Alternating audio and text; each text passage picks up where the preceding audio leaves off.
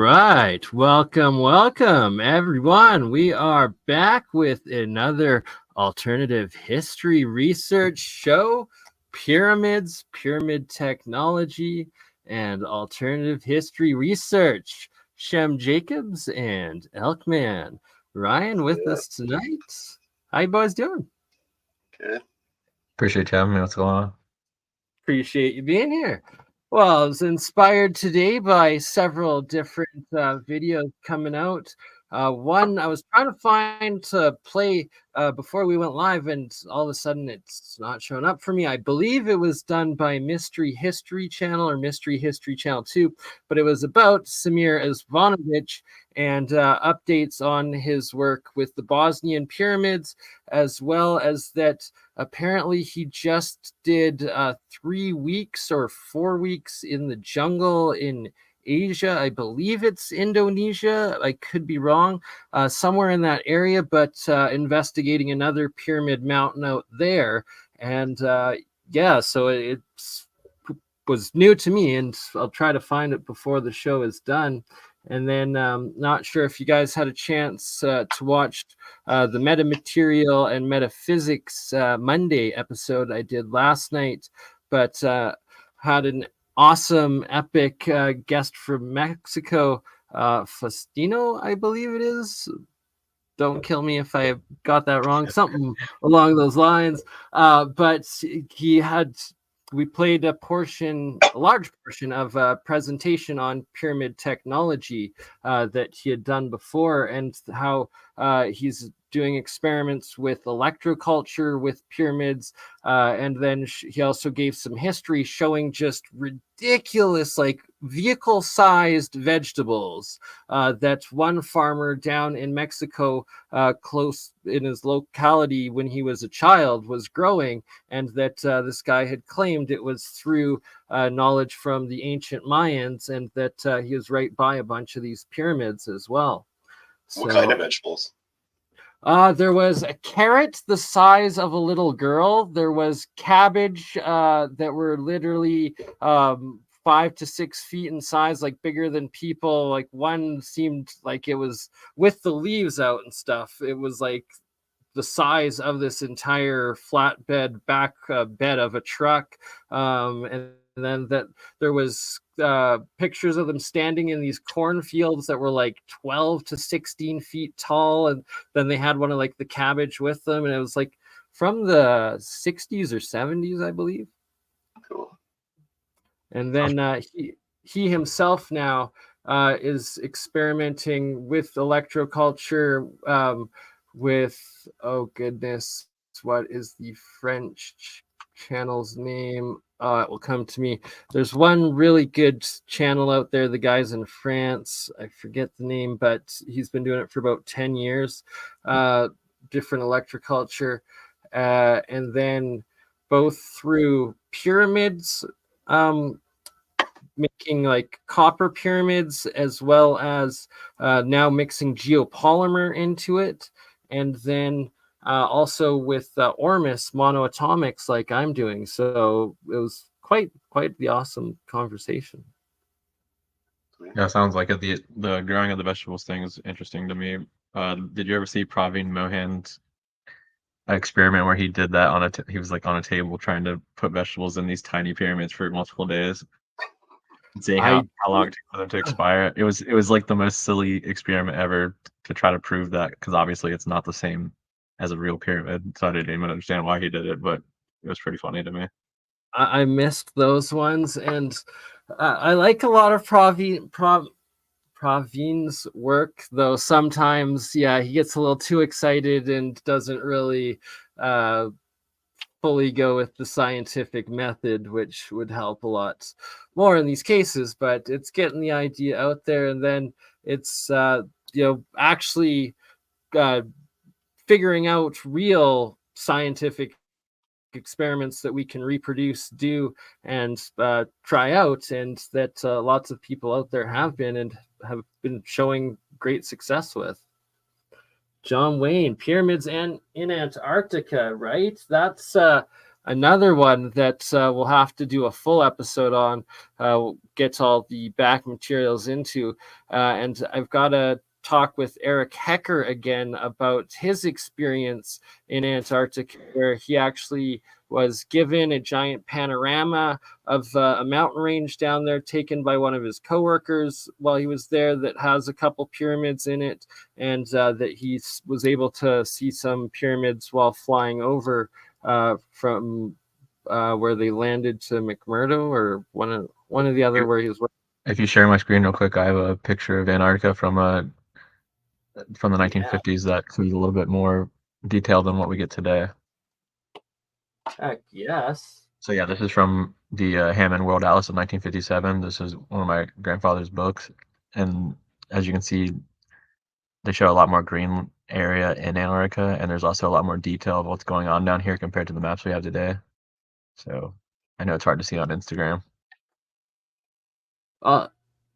Still though, right? Like, see how detailed it is. How is there more detail than we're given now? Yeah, this is what we're given now. This is Google. Just for comparison, this is what it looks like now with our advanced technology. But yeah, back in the 1950s, this is what we're working with.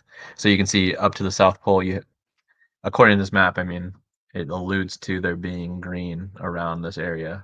I mean, that's my interpretation of what I'm seeing here. Whoa. So I don't know. Hammond World Atlas, 1957. Yeah, keep that up for a moment. That I don't know if we can make it any bigger. Hey, I don't think we can. But Instagram. I was also looking into, like, there's a website that lists historic sites on Antarctica, and a lot of them were these weird monuments all over the place down there. I don't know if they've been renamed or I don't know. But yeah, this is another map of Antarctica. You can see it's pretty much, they say everything's frozen, no green land, less detail.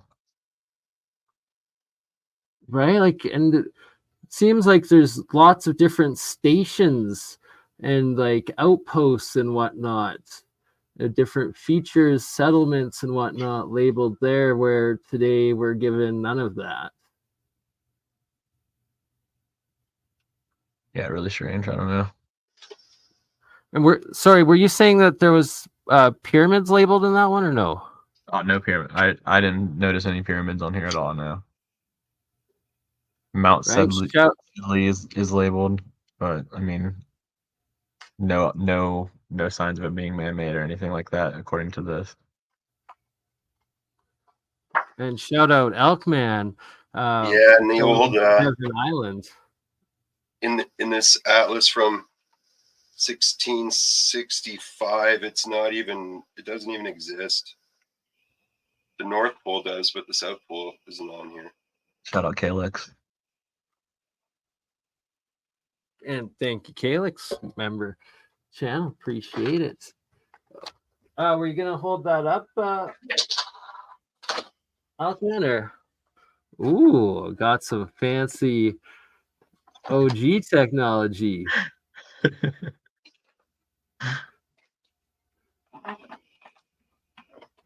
Appreciate you, Steven.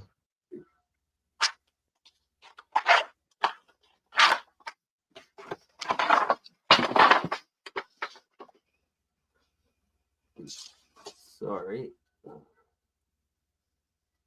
Oh, freaking! Still need to figure out my stupid. Do you know much about Pyramid Mountain, Bernie? Pyramid Mountain. Which one? Near you? Near me? I thought there was one somewhere up there, like near Banff or something.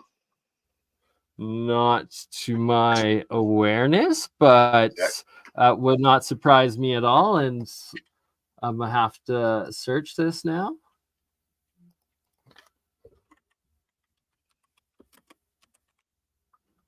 It's amazing how many pyramid mountains there are out there.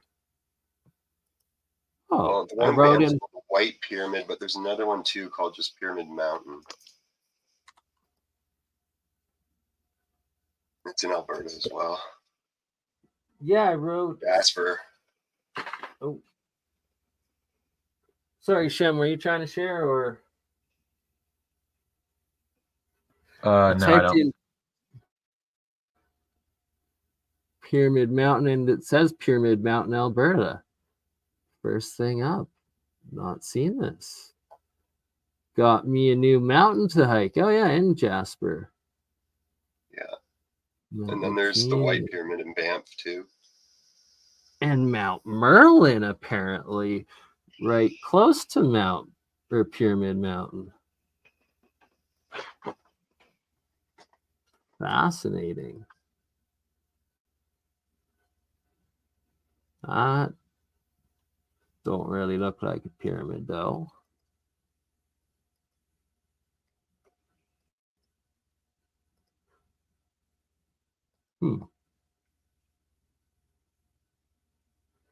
And sorry, which one in Banff were you saying? The White Pyramid. The White Pyramid. Yeah, Steven has a comment too about the governor of Arizona. His burial plot is a giant white pyramid in Phoenix. It's like similar to the one that you find close to, or I think it's close to Yale. I'm not sure. I don't remember. There's one on the East Coast too. There, it reminded me of when I saw it. I think Praveen Mohan actually has a video about the one that I'm talking about. It could be Robert Seffer though, where they walk up to the pyramid and film the inside. And I've seen that video. I don't remember what it's called though, unfortunately. Huh. I'll look it up real quick. The Arizona one though.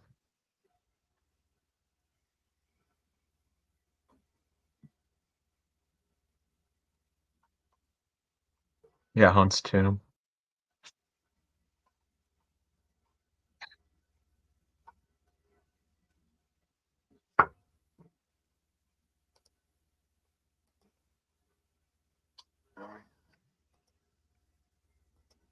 Pretty strange.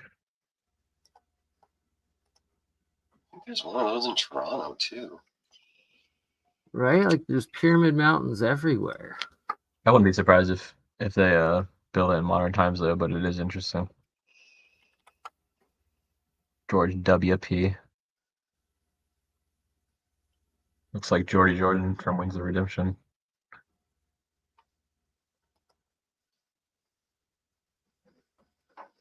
What do you guys think about the these more representations of the Dendera light bulb around Egypt? Do you think that that's what that is right here on the left? This Definitely looks like it. Yeah, these symbols are found in multiple places in Egypt. Wow. I was unaware of that. Like right here. Google Earth found it right here. Not sure what they would represent in hieroglyphics, but yeah, there's I think 5 different locations I found them at. Well, 5 including the original. That looks like a light bulb, just Egyptian style. That's wild. And does the snake mean current or electricity? Potentially that's below it. It could. I would like to hear other interpretations of what it means though. Because symbols, have multiple meanings. There's a picture's worth 1,000 words. So a symbol can mean 1,000 different things. And it's not that the modern translation of ancient Egyptian hieroglyphs is wrong. It's just that it's not all there, not all the understanding. And well, Egyptian history is completely messed up. I mean, multiple chronologists have different opinions about how it started. I mean, there's 4 or 5 different first kings of Egypt. It's hard to figure out exactly where it all began and who's who, because a lot of them have the same exact story but just different names. Oh, absolutely. And it's ridiculous how ridiculous the official Egyptian history story is, and what they still try to claim and teach today.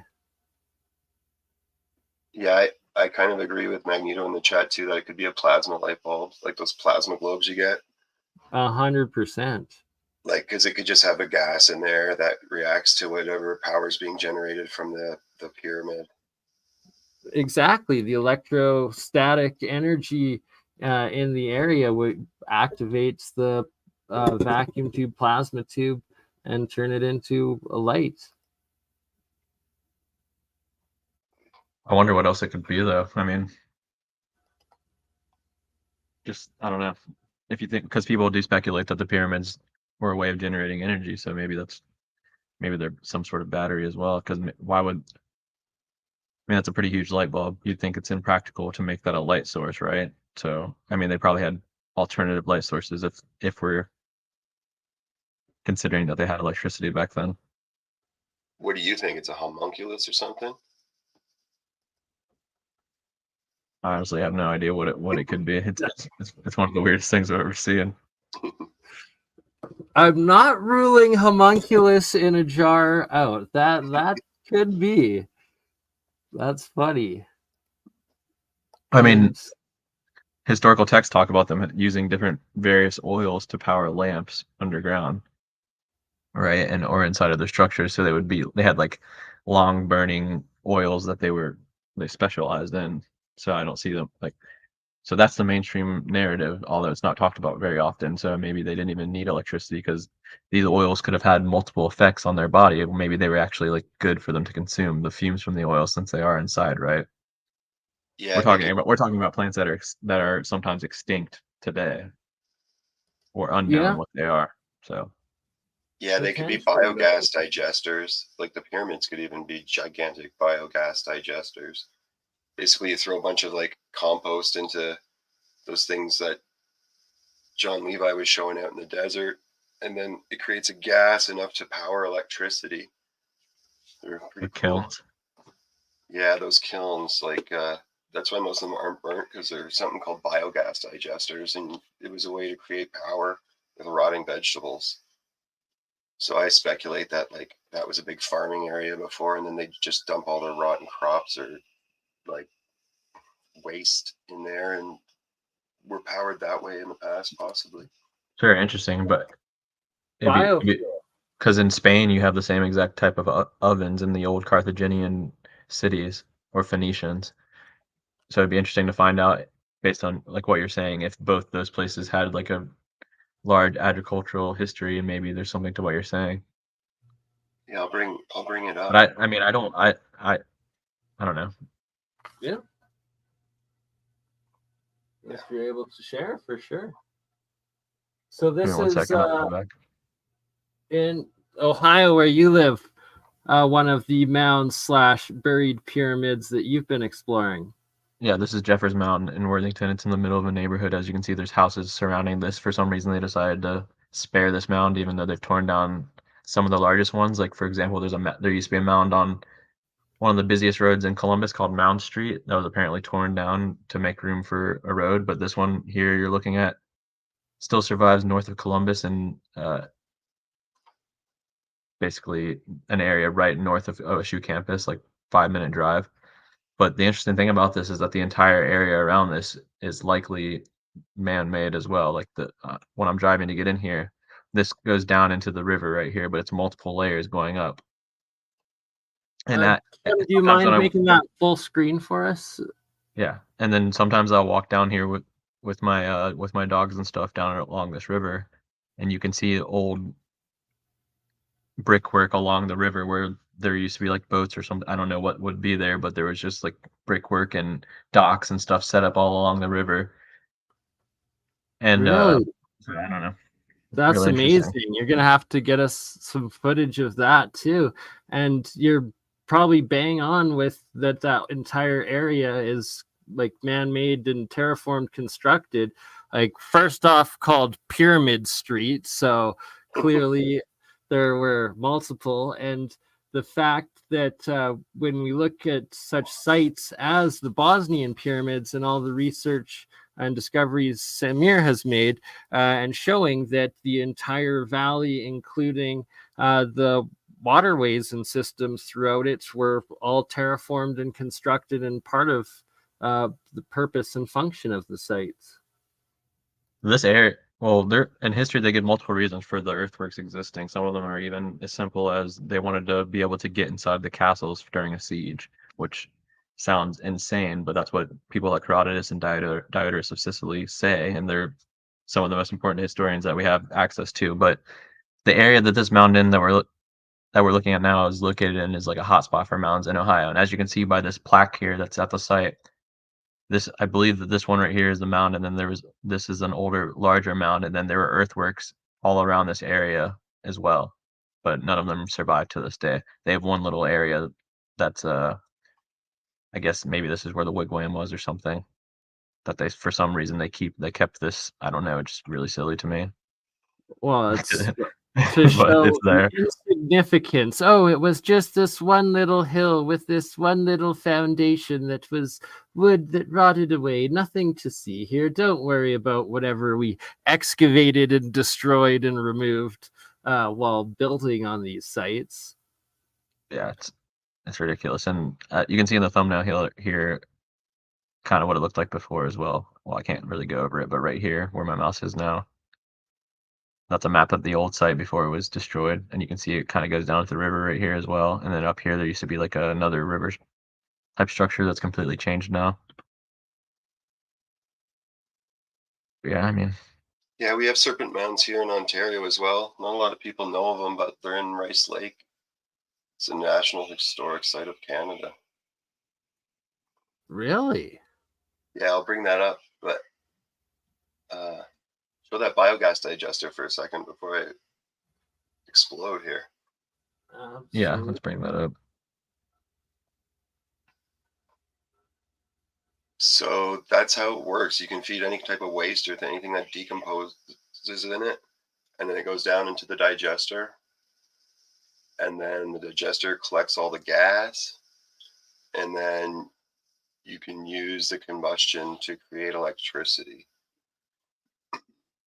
So that's They use this type of technology today in some places around the world. I guess they're trying it out to like help with relief for poor areas and stuff. But I'll be right back. Give me 1 second. Yeah, and like you can make these at home too out of garbage cans and such.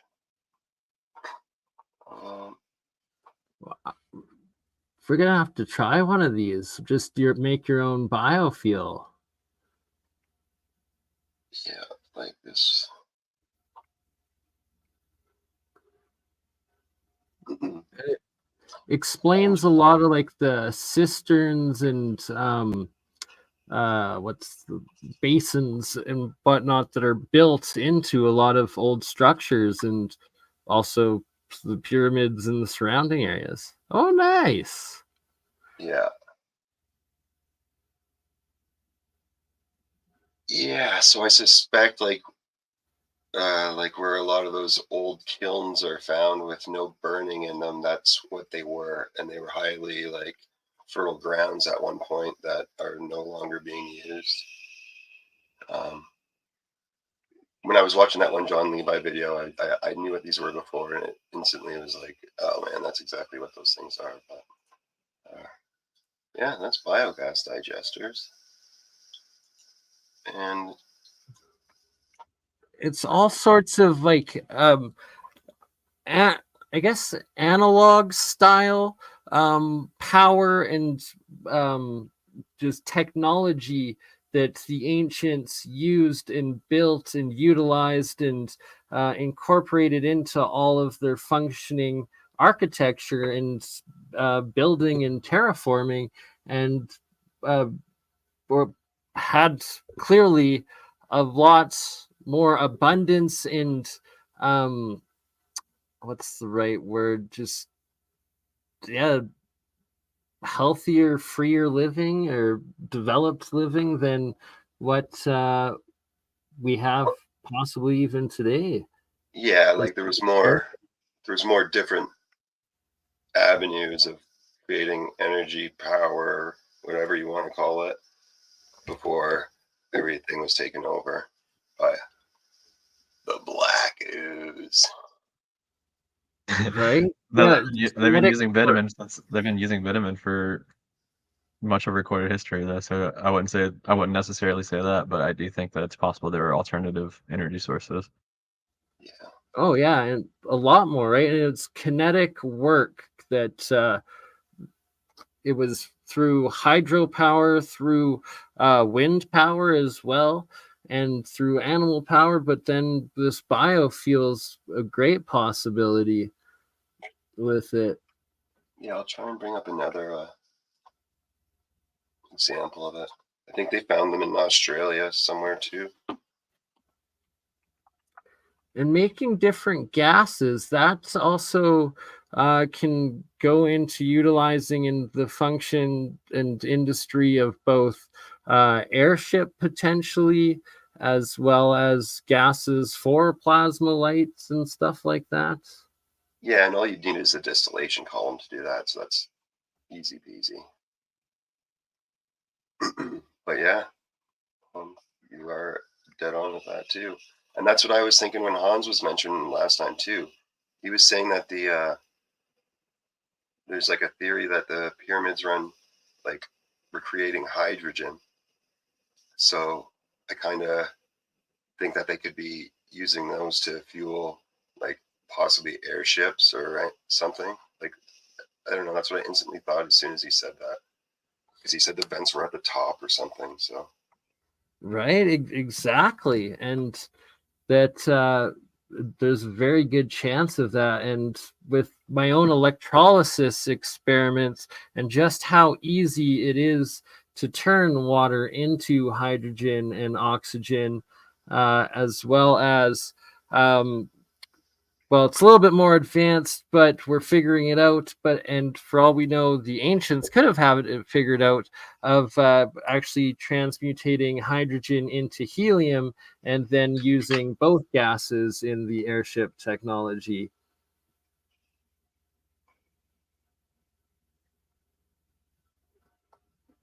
Stephen, not yet, but I will be creating one very soon. oh gosh, Shot there. Shout out Mystery Eon as well, my Sherry Anilani, Mindful Exposures, Anthony Williams, not really here. Everybody in the chat, thank you for being here today.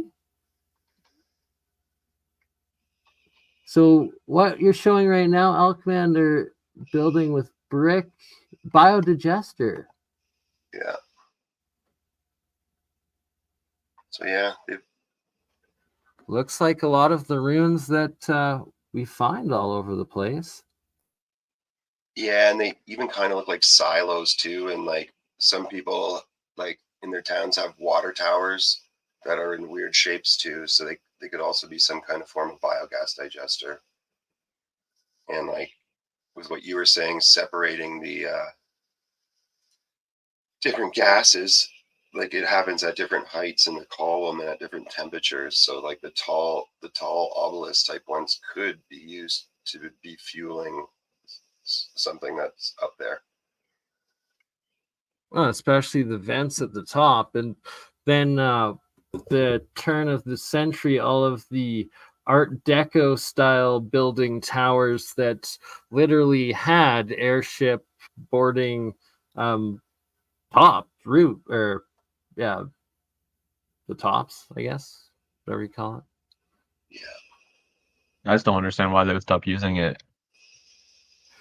Well, they claimed the hydrogen, they were filling them with hydrogen, and then it was dangerous and they exploded in the Hindenburg. But I personally suspect and feel that was like a false flag to cancel them and like eliminate them, when most likely they were probably using helium, which is exponentially safer and easy to do potentially. But that will be a whole other episode that will get into the details of it. And also that there's the potential that the airships could have, turned into off-world or interdimensional craft. Lots of the times, supported UFOs are like the bigger ones are these cigar-shaped ones that, who knows? And I think there's a reason for all the different shapes of mounds too, because you can only really see them from above. So I think it's for like so they know where to land their airships to pick up whatever supplies or hang out with whatever people. Right, explain all the geoglyphs literally all over the world, everywhere, and the rationale behind them, right? They had Yeah, to have. even in Ontario, there's hundreds of them, like the rat mounds, there's squirrel mounds, bear mounds, like whatever. So yeah, I do think there was a lot more air travel in the past. There's no doubt about it. With the geoglyphs, the only possible way or reason for making them is from viewing them from above. So it had to be for someone. Yeah, I mean this is the Zeppelin talking about how they could cross the Atlantic Ocean in 43 hours. And at the bottom compared to the Queen Mary, which is the old way of crossing, it took like 5 days. So they're able Under to, 2 days in an airship. That's crazy. yeah, and these airships had a lot of stuff inside of them as well. Like this is the construction of one of them, and you can see how massive it is. But they had like sleeping areas, like a dining room. There's some pictures available of that online.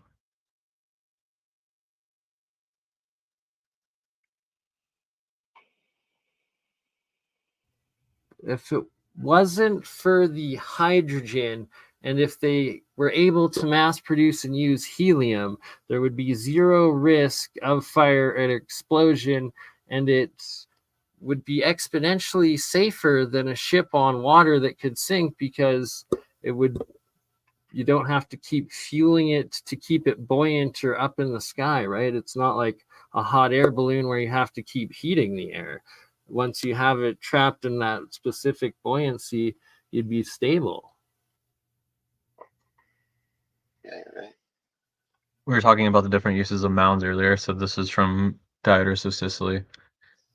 And real quick, before we talk about the mounds, I just want to show that all the way back, according to them in ancient Egypt, we have people digging tunnels through mountains to get water to go to a city. So this is talking about Queen Semiramis, which is, I think, often associated with Queen Nitocris of Italy, or not Italy, Egypt as well. But it says here, and since a great lake which emptied into a river lay on the other side, she made cutting through the base of this mountain. The tunnel was 15 feet wide and 40 feet high, and through it she brought in the river which flowed from the lake and filled the city with water.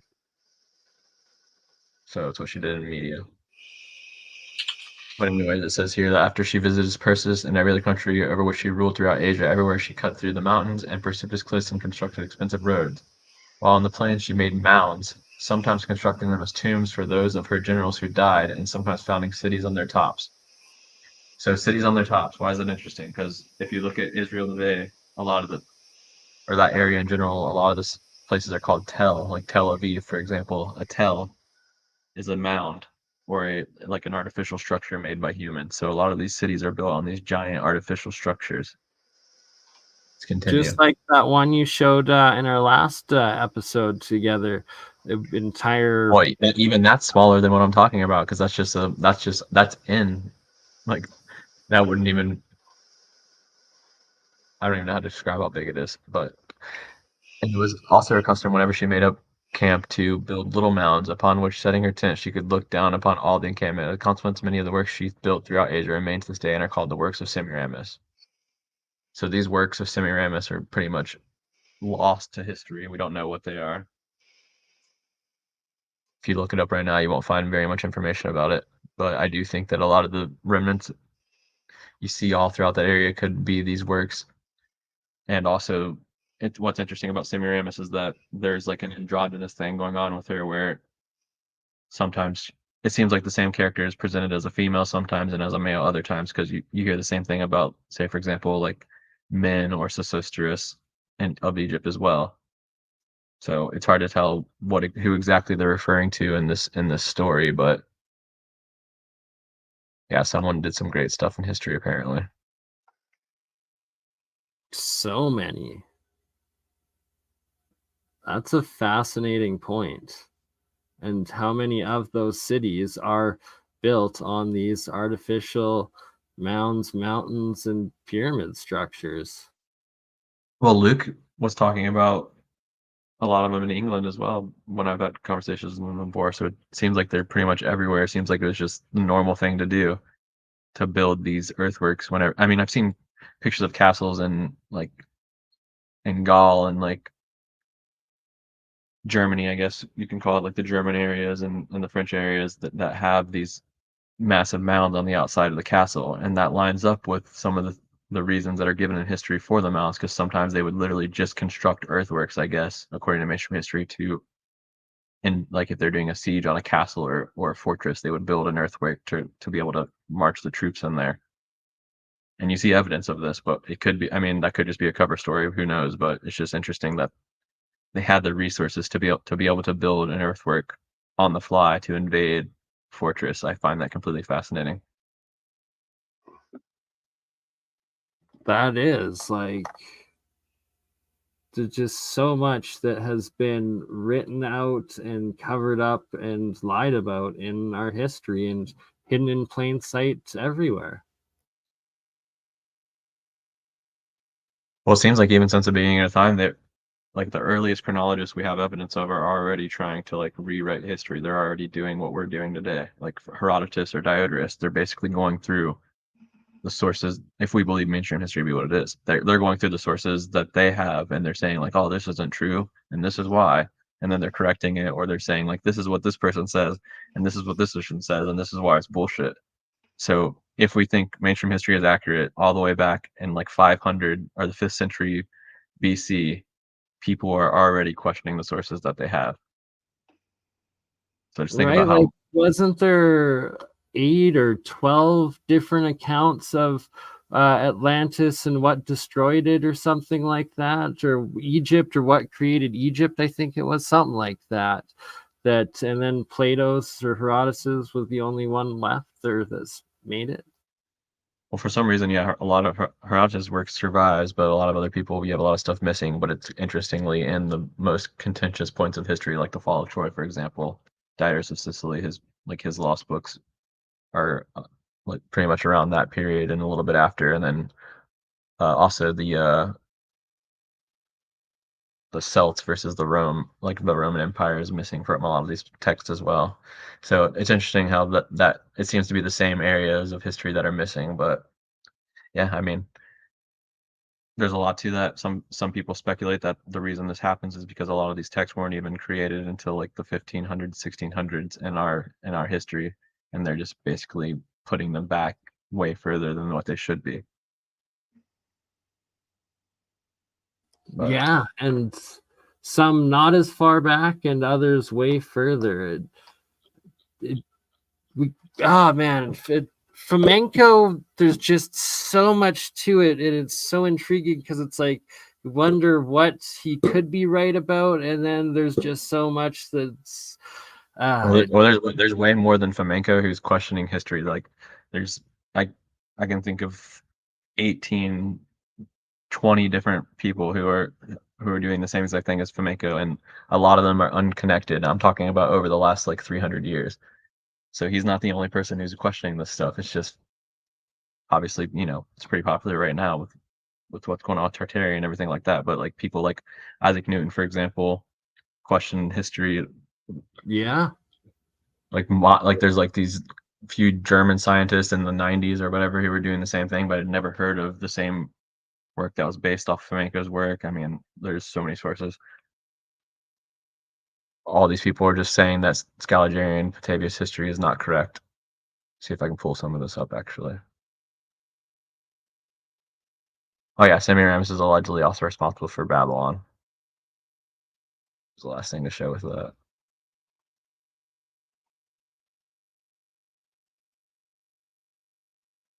Okay.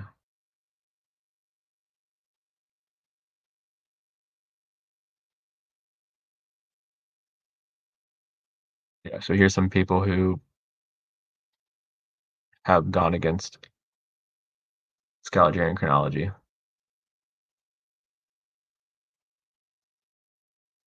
E. Bickerman, he's a very prominent modern chronologer.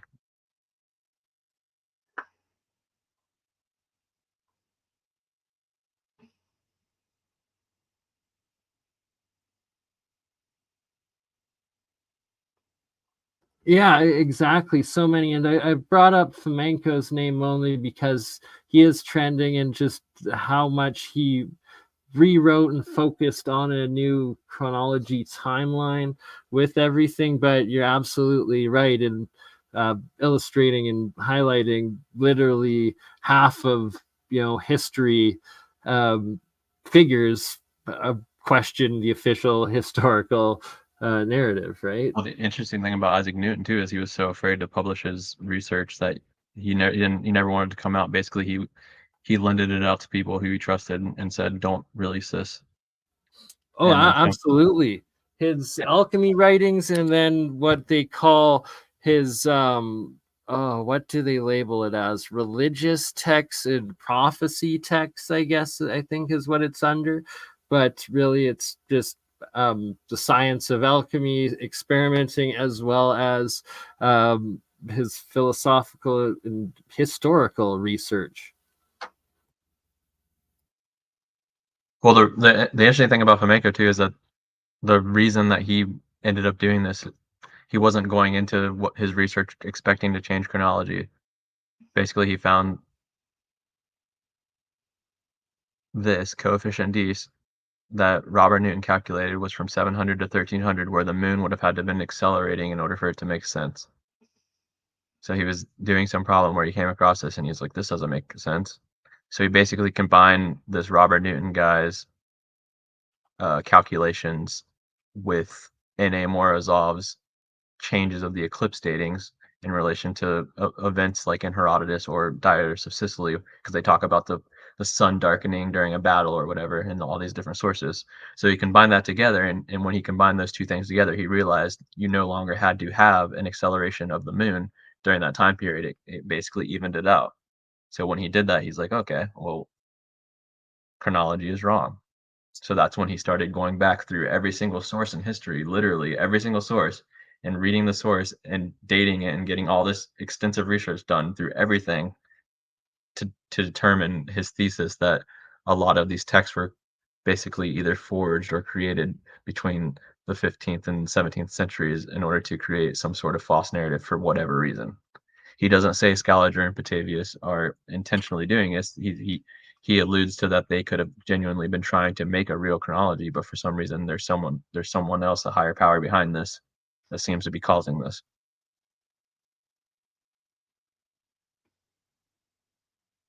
But yeah, I mean, Higher powers causing it. Reoccurring theme that comes up.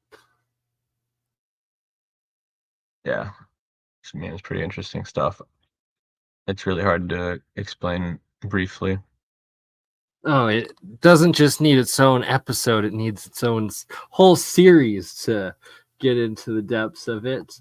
If you don't mind continuing on just for a minute here, I'm going to send out a couple invitations, as I know you guys got to go pretty quick as it's getting late for you both as you work tomorrow. And Elkman, you're overcoming the flu or cold or something. Appreciate you both being with us. But gonna send Mindful Exposures the link, and I believe Mike Ancient or Alien Carvings will be joining here shortly. All right, so let's talk about the validity or reliability of radiocarbon dating. So the first archaeologist to oppose the radiocarbon method was Vladimir Milosic. Basically what happened was the shell of a living American mollusk had a radioactivity index of 13.8 as compared to the average value of 15.3, which makes it 1,200 years old. So basically he's saying that based on radiocarbon dating, this mollusk was supposed to be 1,200 years old. North African wild rose flower with a radioactivity of 14.7 has been dead for 360 years. So he's saying that a flower that's still alive based on radiocarbon dating is supposed to have been dead for 360 years. Australian eucalyptus with a radioactivity of 16.31, it isn't likely to exist anywhere within the next 600 years. So a eucalyptus leaf that is living right now is not supposed to exist for 600 more years. A shell from Florida with a value of 17.7 or I'm sorry, 17.4, shall only appear in 1,080 years. So a shell that exists that they're holding in their hands isn't supposed to exist for 1,080 more years. All right, let's move on because there's one that's really insane to me about seals. So yeah, with those types of numbers, how can you even trust radiocarbon dating for anything that's close within yeah, here we go. The Arabian card analysis of seals that have just been shot define their age as 1,300 years, a dating mistake of 1,300 years. So they just killed these seals, and they're saying that they're supposed to be dead for 1,300 years. Seals that were mummified 30 years ago have been dated as 4,600 years old. So Crazy. pretty interesting stuff, yeah.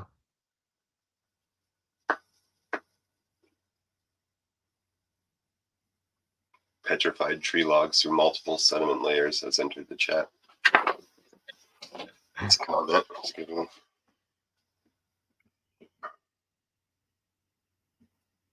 So I think radiocarbon dating, basically what he alludes to in this book is he says radiocarbon dating is useful for things in like the thousands of years, like dating it to like a period within thousands of years. But if you're trying to date something within the chronology that we have right now, it seems unreliable because I think the largest number he gets to is like 6,800 year error. Let's look for that real quick.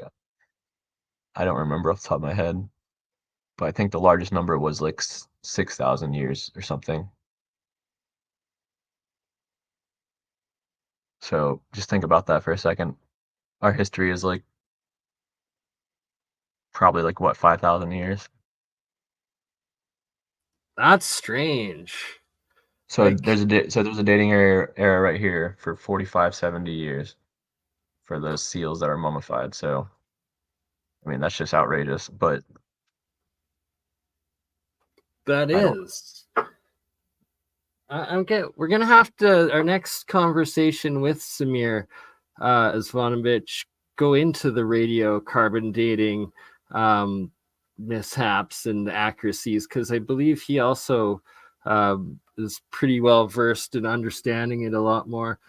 Maybe even when Mike comes on, I'll ask him about that later tonight. He might know a bit more, as I know he's been trying to figure that out with labs, and just that sort of inaccuracy is mind-blowing. And if it is that inaccurate, it could make sense on why they made it the standard if they're trying to hide and mislead official history and dating and stuff like that.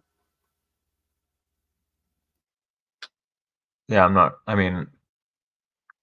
not sure what the argument is for why it would be so off. But there's another part in this book where he talks about the temples of Egypt. I'm trying to see if I can find that. It's so long.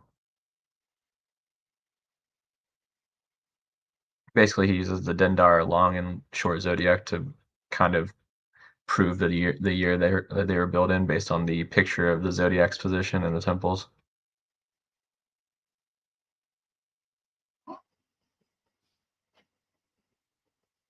But yeah, as you can see, all of his research is pretty in depth.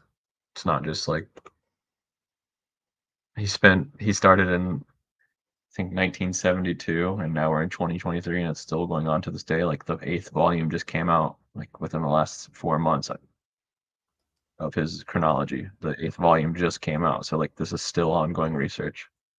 Right? It's a life's work and it never gets finished. It ongoing and to picking up the torch. Yeah, but I mean, if you guys have something to share while I look for this, feel free. If not, I'll just play this video of a mound I discovered in Clintonville that was said to be lost on the Ohio School for the Deaf. Heck yeah, that's awesome. Please make your large screen though. And I will get up a couple pyramid videos I wanted to share as well. Well, that's going.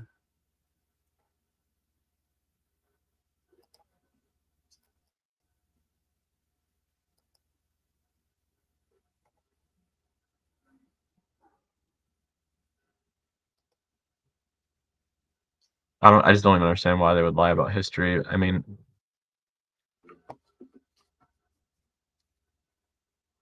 I don't know. Right? There's gotta be a much larger underlying reason, right? Something that's being covered up and hidden, and most likely that we're not alone. We're not the only um, intelligent hominid species on this planet or realm.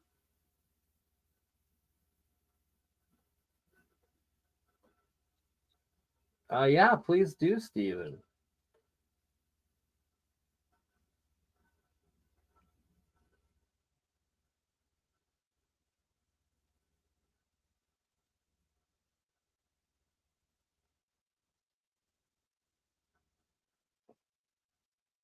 Were you saying, or when you saying that it was possible that pyramids were used to flood places?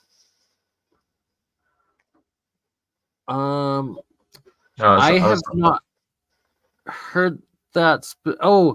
Actually, I think Ben waking up with the archivist waking up with analog goes into that a lot, with it being like a hydraulic like valve for the like floodings of like the deluge or something like that. The inner plumbings of guess the oceans, seas, or something. I have, and I do suspect, and I think we've gone into it a little bit in past episodes. Of whose research was it? Maybe David Steger, maybe I'm not. It'll come to me. Anyways, that the Egyptian pyramids were used.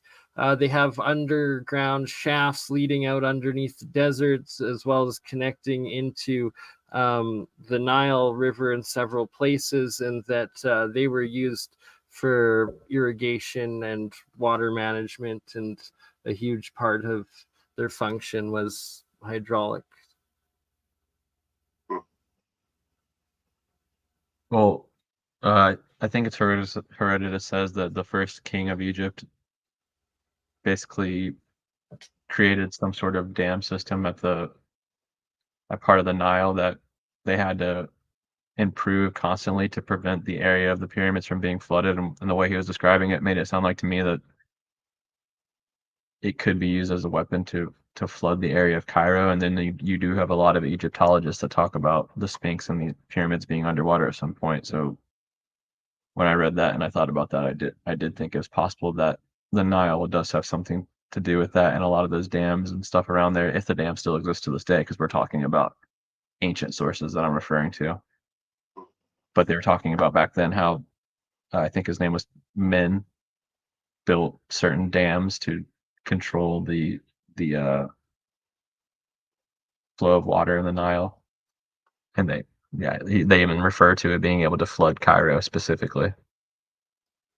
Really, gonna have to read that and go over that in depth. As what past episode we did with Luke, shout out to Ancient Historian. We'll have to do another episode with him specifically going into this. Is that there's a lot of canals throughout that area as well, and just the floodplains of the Giza Plateau. And we were looking at it on Google Earth there, and it seemed like it was just a giant agricultural area that was used to be used for farming.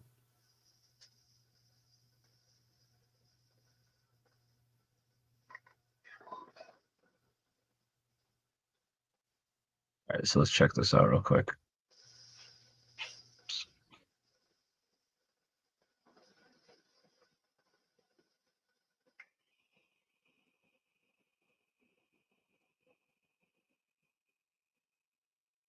The images known as the round and long zodiac nowadays have been found in the Dendera temple in Egypt. Multiple attempts in the 19th and 20th century, astronomers find ancient solutions that would fit the horoscope depicted in the zodiacs have failed to yield any results. Such eminent scientists as Laplace, Fourier, Laton, Biot, and Helm have tried to solve this problem. The search for the correct solution was eventually abandoned after many unsuccessful attempts.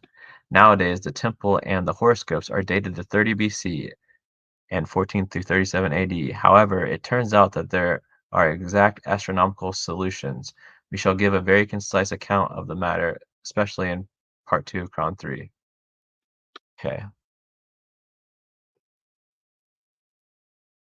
Basically, he ends up dating the zodiacs to like the 15th or 16th century based on the position. So here's a Really? depiction of I the mean, round zodiac right here. And it has, AD, like BCE, not like only 500 years ago. yeah,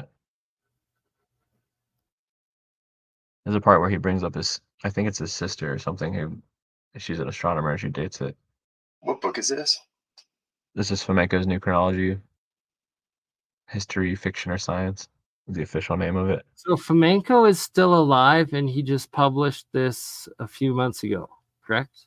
This one came out, I believe, in the 90s. The first volume 1 did, but he just published volume 8 like within the last 6 months, I believe, in English. I have it. I just don't remember when it came out. Well, then, I Okay, guess so, we are yeah, going to here we have go. to try to schedule an interview with him and talk directly, right? That would be amazing, but who knows if that would happen. How do you even make that happen? The law of attraction, power of projection, and the fact that I'm going to figure out how to email him and write him and get it done. Yeah, but he goes into detail about the different imagery of Saturn and how it relates to different imageries at certain times, stuff like that. Just there's multiple reasons why he thinks this. It's not simple at all. So let's see. Right, because in the flamenco like chronology universe, there's the Thunderbolts project, essentially the electric universe, but that the planets are moving around, changing positions, having giant like arc plasma things happening, and like different crazy doomsday events, correct? Sorry, what I didn't Like catch. Flamenco's part of the Flamenco's main thesis is that like Venus, Saturn, the different planet heavenly bodies, that they're a lot more active, that they aren't in like these fixed positions, that they move about at different parts, and that they've created mass like cataclysms throughout history, right? Is that correct? I don't know. I don't remember reading something like that from Flamenco, but it does sound like something like that Chan Thomas book, The Adam and Eve Story. I'm not sure though. I'm gonna have to look into that. So it's saying that the zodiac was created when, in the 1500s? It's saying that the temples were built basically. They give multiple dates, but I think the most recent one is like, let's see. Yeah, this one right here. T and Flamenco got the result of the 7th or 8th of April in 1727. So up as recently as 1727, they're claiming that these temples could have been built. And which temples were these specifically? Like the pyramids of the Giza Plateau, or No, the Dendera Temple Complex. Dendera Temple? Okay, but then, like you said, there was several. So it's like the most recent was just 500 or so years ago, and then before that, it would be is it 12,000 or like 24,000, a half or full cycle of the procession of I think the wall? the earliest date that they got was in the 500s AD for the short zodiac, I believe it was. But yeah, they go into all these details about different gods that are depicted.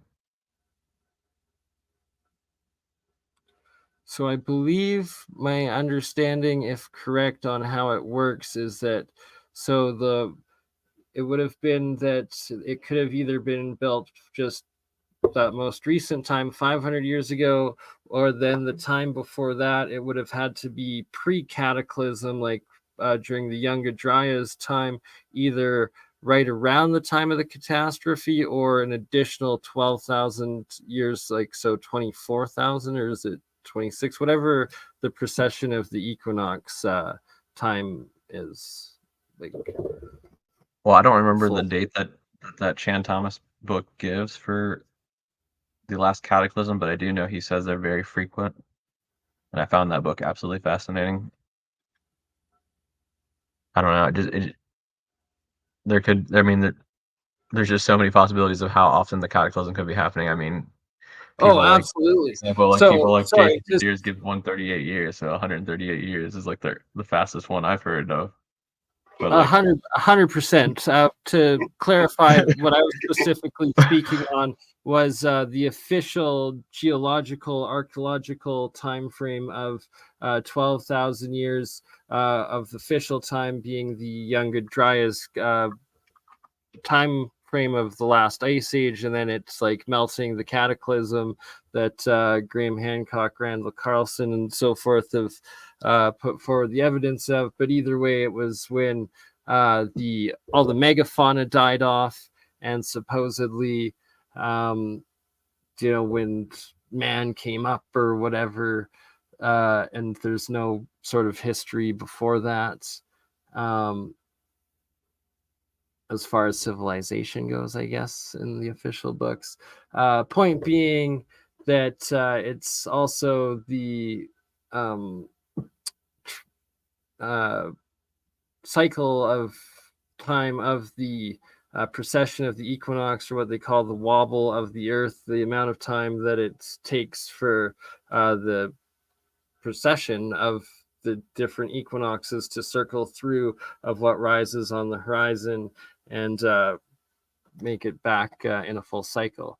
And the point of all of that was the main cataclysm destruction that I put as a time frame of epochs, as opposed to the possibility and likelihood that there have been multiple very severe cataclysms or worldwide event destruction since that time, wiping out civilization, quite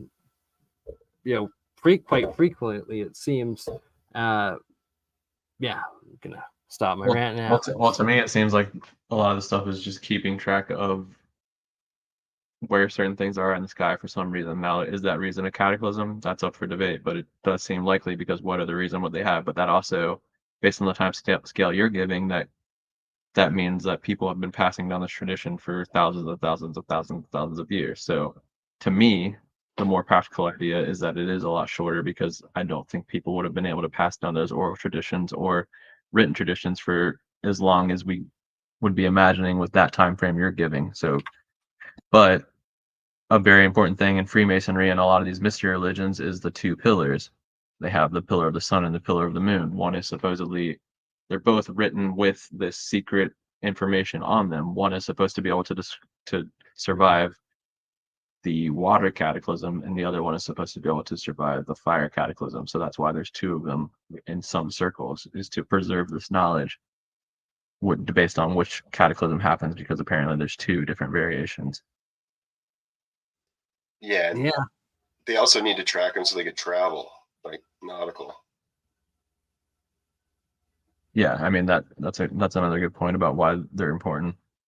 But the way what I'm talking about is, I guess, if you read a lot of mythology and a lot of these ancient texts, they're talking about, like Orion shooting his arrow at this certain bull, or someone cutting the bull's throat.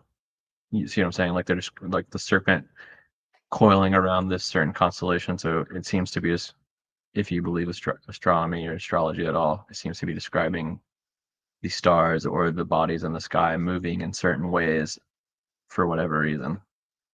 And Osiris and Dionysus have a lot to do with it, which is apparently the Sirius star system. And a lot of these random myths around the world, and like even from the craziest conspiracy theory to like real life historical things, for some reason have something to do with the Sirius star system. Yeah, even the Dogon, right? And once again, Sirius is Osiris, and Osiris is given credit in a lot of these old texts as being the first king of Egypt for some reason. So when I was talking about Sosistrus and Men and all these people earlier, for some reason, Osiris is also the same as them.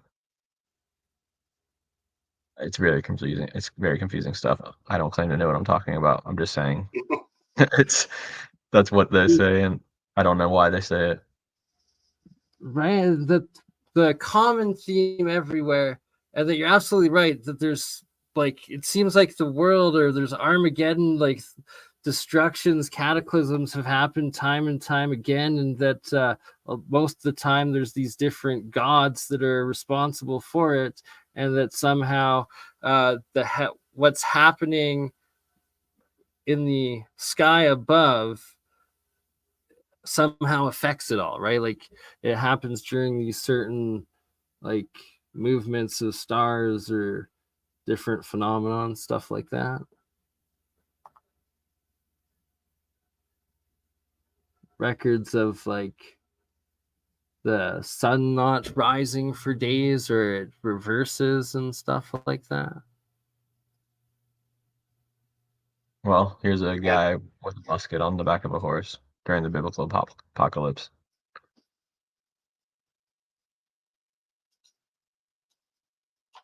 Don't know why, but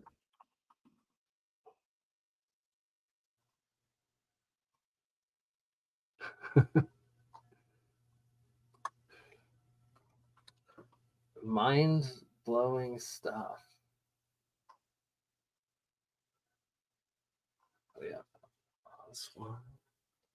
So when we started out, Elkman mentioned White Peak and Pyramid Mountain in Banff. Yeah, the White Pyramid. Or the White Peak there, and then I guess Pyramid Mountain is in Jasper, which is 100 kilometers north of the site. Very, very sus spots. I am going to have to check them out.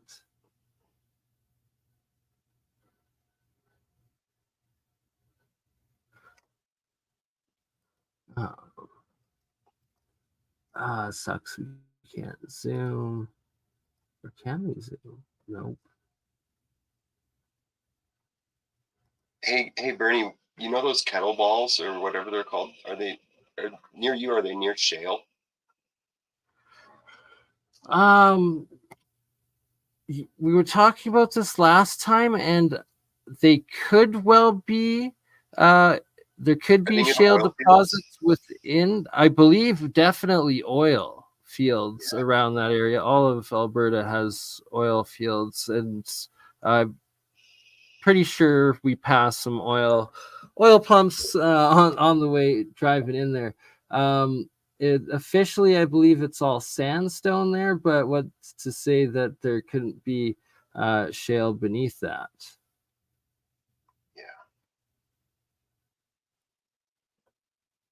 Yeah. Pinnacle Mountain also in Banff. This another one very sus. I am gonna have to check out.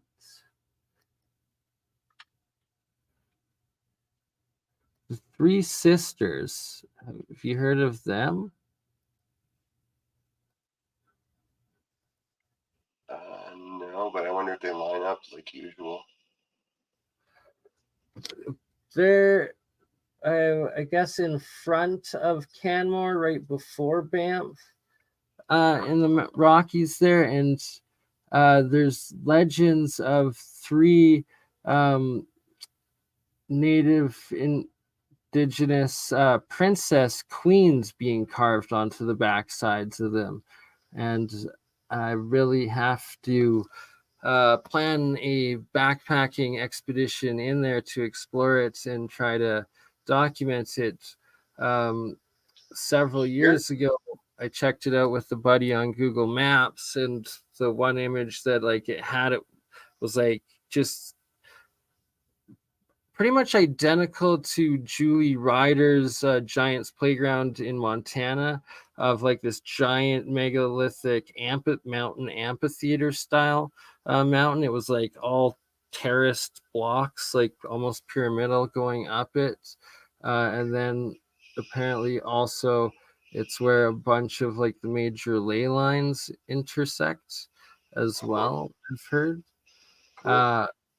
But also simultaneously, and why I haven't like gone in there, like just try and like rush in as a day trip with like just a friend or two, especially not just by myself, is because it is also known, and where I believe it's from the University of Alberta up in Edmonton. They have been like investigating it and documenting a Sasquatch like family that lives in that valley, and there's like two alpha males, like the old one and a young one, and it's just an area that you don't really want to get kidnapped or upset Sasquatch. So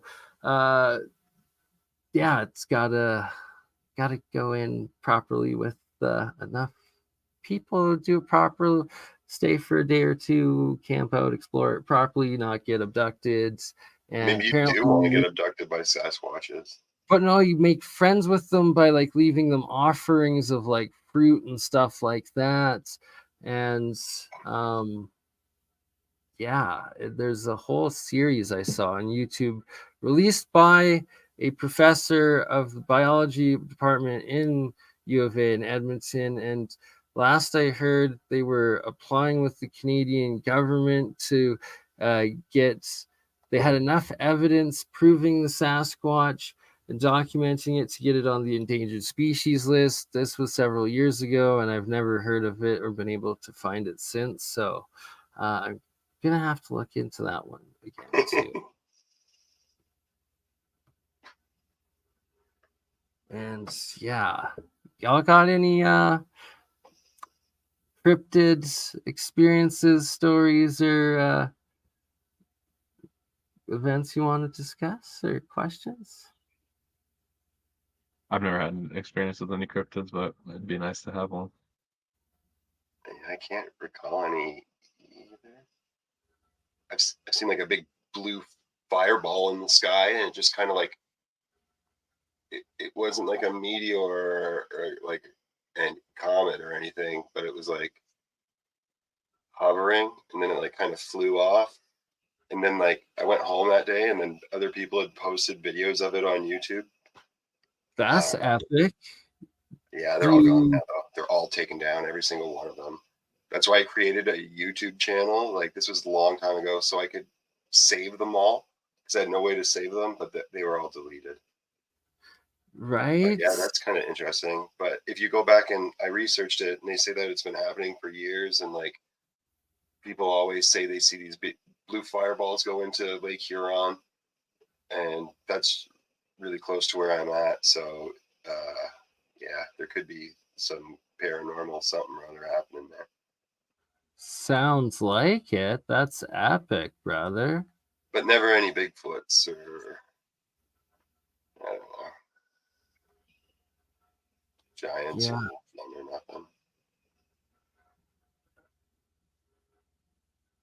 nothing. I pulled up those mounds of Antarctica from earlier we were talking about. If you want to share my screen real quick. Yeah. So these are some of the sites I was talking about. They call them Karens on that website. These are all at Antarctica.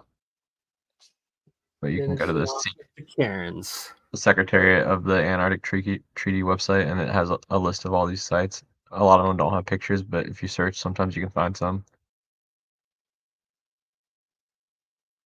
I've got one of those I found on Google Maps. It'll take me forever to find it, but for some reason, you see a lot of these in North America too.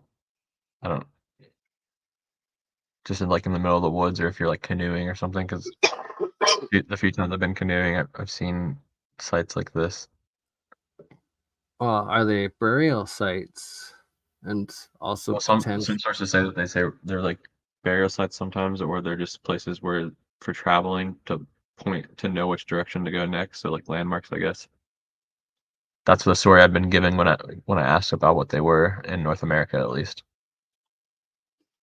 Yeah, there does appear to be many of them on the Canadian-US border from what I've seen. But this one right here that my mouse is over, if you can see my mouse, the HSM 67, so Site 67, the Granite House rock cut. So there's a house apparently made of granite, but a lot of these don't have pictures, like I was saying. So you have all these monuments in Antarctica that just a lot of them don't have pictures. Such a tease. The lighthouse Primo de Mayo built by Argentina. Ceremonial facilities of San Martin Base.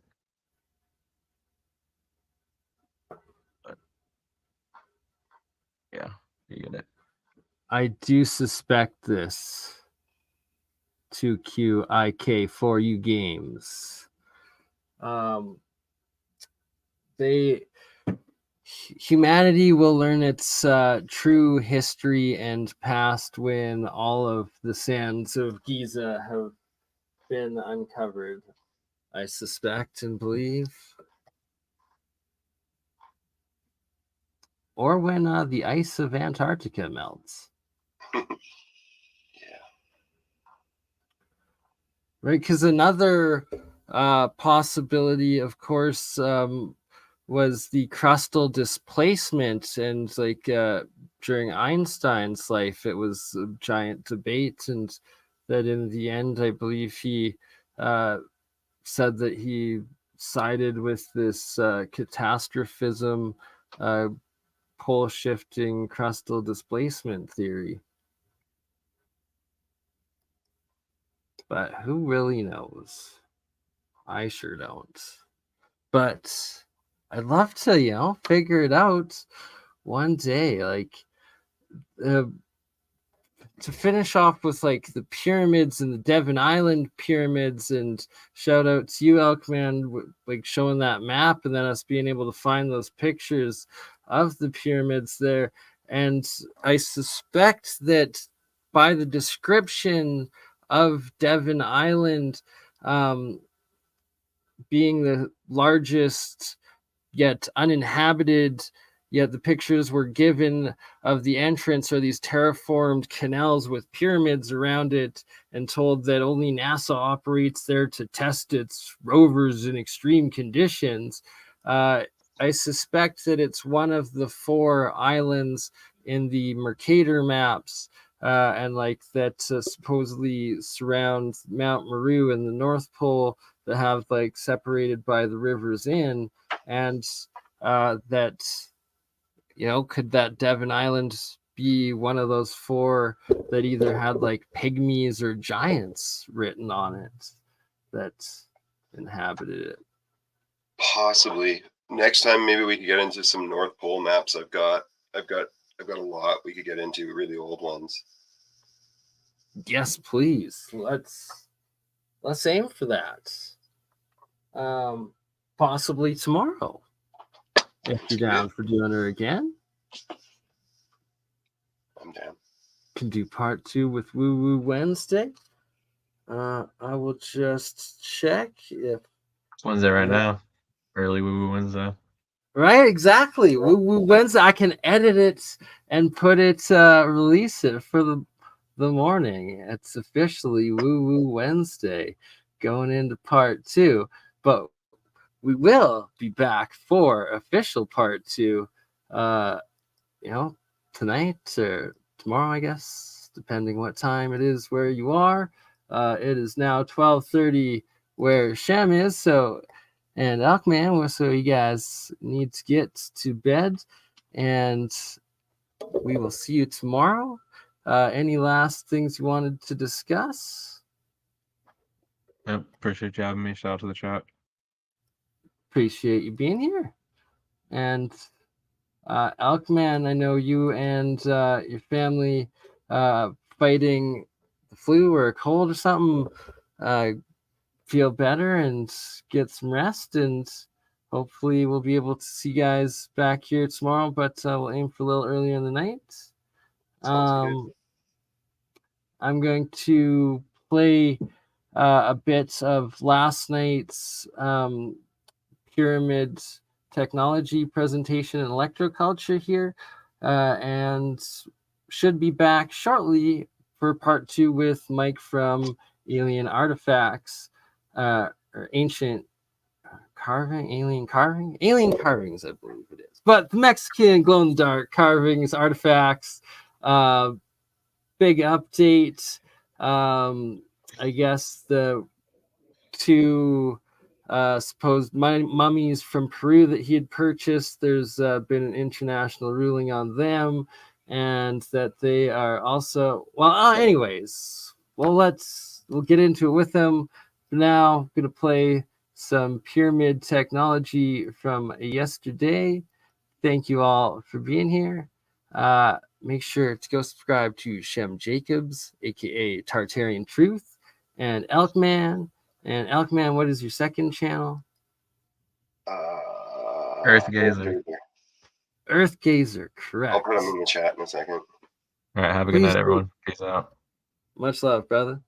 Thank you for joining. All right, stop that screen, present this screen, and here we go.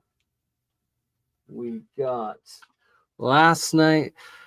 See, and that's the thing when doing live streams, you name them, you aim for a theme and discussion, but you never know how it's really going to go. There wasn't that much meta materials. I guess a bit of metaphysical, but not that much last night in Monday's metaphysical metamaterial Monday. Anywho, it was pyramids. It was pyramid technology. Ryan, any last words, or you got that in the chat I can share? Nah, I'm good, man. I'll catch you all tomorrow if that's happening. Okay, brother. Much love. Thanks for coming, and we will see you tomorrow, my friends. All right, thanks for having me, man. Channel Thanks for being of a friend, but I can share it in the chat where you can find the guide if you want information, brother. I would love that. You know, I've also heard, like, if you sit.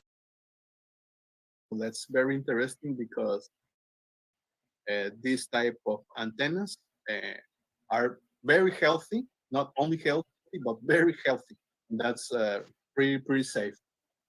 Well, I will start reading the data analysis I got from 4 of the 6 studies because, well, just for shortening the time, I will talk of 4 of the 6 studies, but you can find more information on the paper Angela will provide, where I included all the 6 studies. And well, the first one is the influence of the pyramidal effect on tomato cultivation.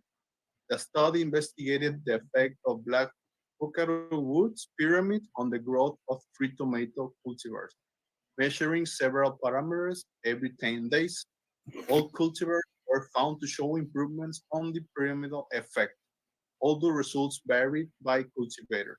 In addition, please, and the no, economic analysis revealed gains in the areas with the pyramid effect, with the line 2 being the most. In short, the pyramidal effect improved in the yield of tomato cultivars. Okay, this image is just a representation, are not the image of the real tomatoes.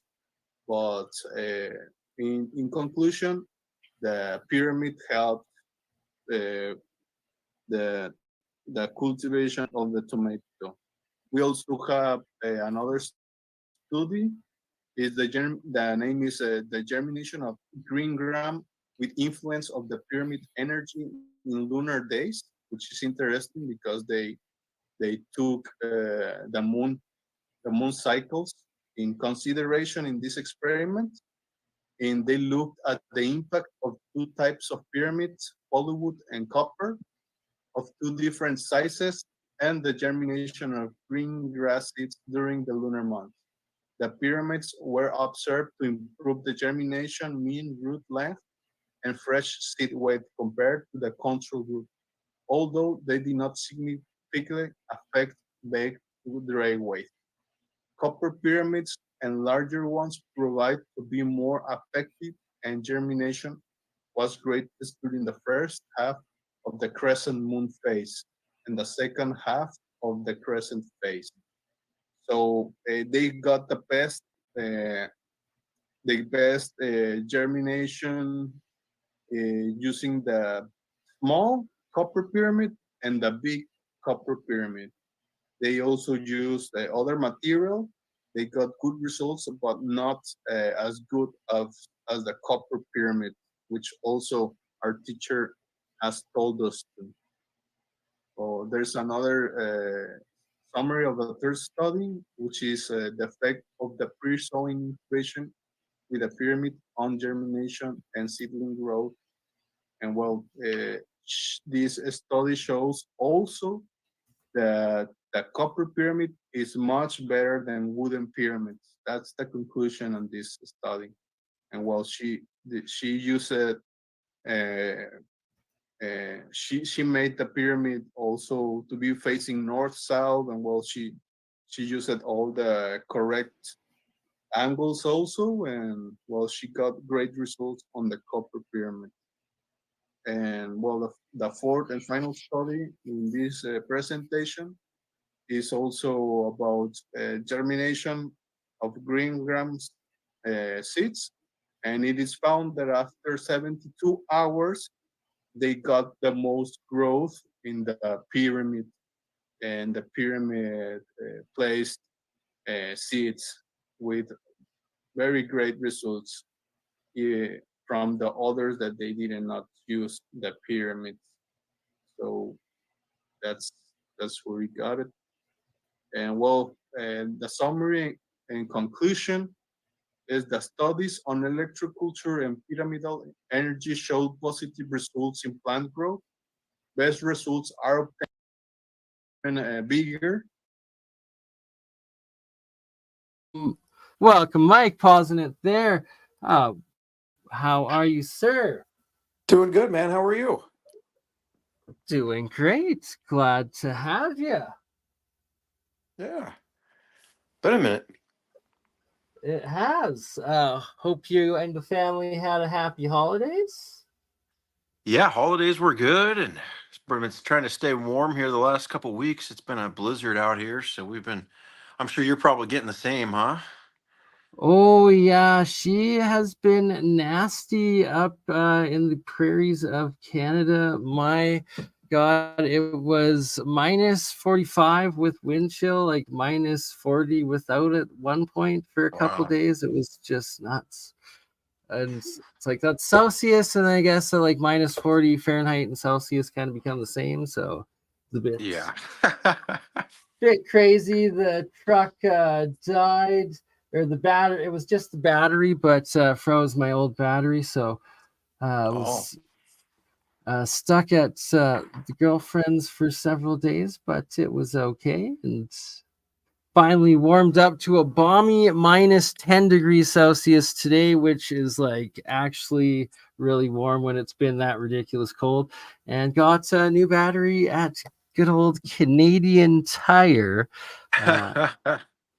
Got it in and back on the road again. That's awesome. Do you mind turning your device 90 degrees, my friend? Oh, yeah. I always forget this. I get so used to TikTok. Oh, there we go. Look at that. So what did you get for Christmas and the New Year, my friend? Got a lot of stuff, actually. There's been a lot of stuff being found, I should say. And so, I mean, we've been digging deep. Got a lot of new stuff, actually. This guy here, we got fully documented, start to finish. Came out of the cave there that they found with the aliens on the bedrock. So that was a Really? pretty From cool that thing. one, that's epic. Yeah. There's pictures of them. The whole way. I got the video. It's like shows them, pulling it out of there, and yeah, it's cool, man. It's I'll great try to to get have that something up. loaded up. It's like really a part of history, like seeing that on the walls was that's pretty. It, It doesn't. Yeah, hard to argue, I guess. it's tough to explain. It just you got to see it. And when I saw that video too, like it just my mind is like, I have to make it there one day, and hopefully we all are able to safely one day in the future. And maybe even it being with you, bringing some of the artifacts back for an official museum or something. Who knows? Yeah, I mean, Mm, honestly, I would never want to do that because, if the thing is, the only reason I'm allowed to even have these is because Mexico says that these are fake. So, right? Yeah. that all of a sudden, I mean, if you're pulling them out of the ground and bringing them back, like that's shame on you, Like I see the documentation, and I mean, it's pretty compelling. However, the government is absolutely adamant that they're fake. Right. So Yeah. what am I supposed to think here? Like it's really that's the whole reason I research it and I'm creating the foundation. And so I would love to go down there. In fact, I have plans on going down there, and we're going to Great. confirm it with some people. I've got scientists that are going to go down with me, as well as a host of a TV show. Um, and so the trip's being planned, and that's going to be really helpful. I mean, I'm not the only one that's going to do Really, that, but we that's just big we, news, we, we man. That's awesome to hear. I pretty much finished my book, and so I wanted to conclude the book with me actually putting hands on the objects down there, seeing the cave. Finishing out like this is what we found. Because right now, I mean, as much evidence as I have, it would be a lot better if I put my hands on it. You know what I mean? Oh, 100%. Right? Being there in person and being able to probably even physically dig something out yourself, right? Like that would be Yeah. the Or at ultimate least see them do experience. it. I like I said, I really don't want nothing to do. I'm not Indiana Jones. Like I don't want to go dig. I don't want to see the scorpions and the snake. Like dude, it's serious terrain down there. Like those guys are ballsier than I am.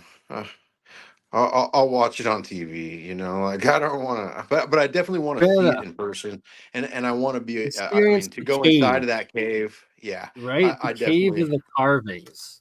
I'd That's crawl 14 feet down into the ground to go see that thing. I got these pieces of me metal, too.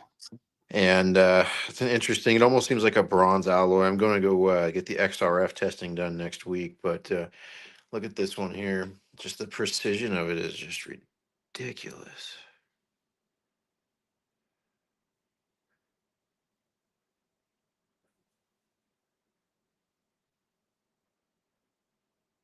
Pretty crazy.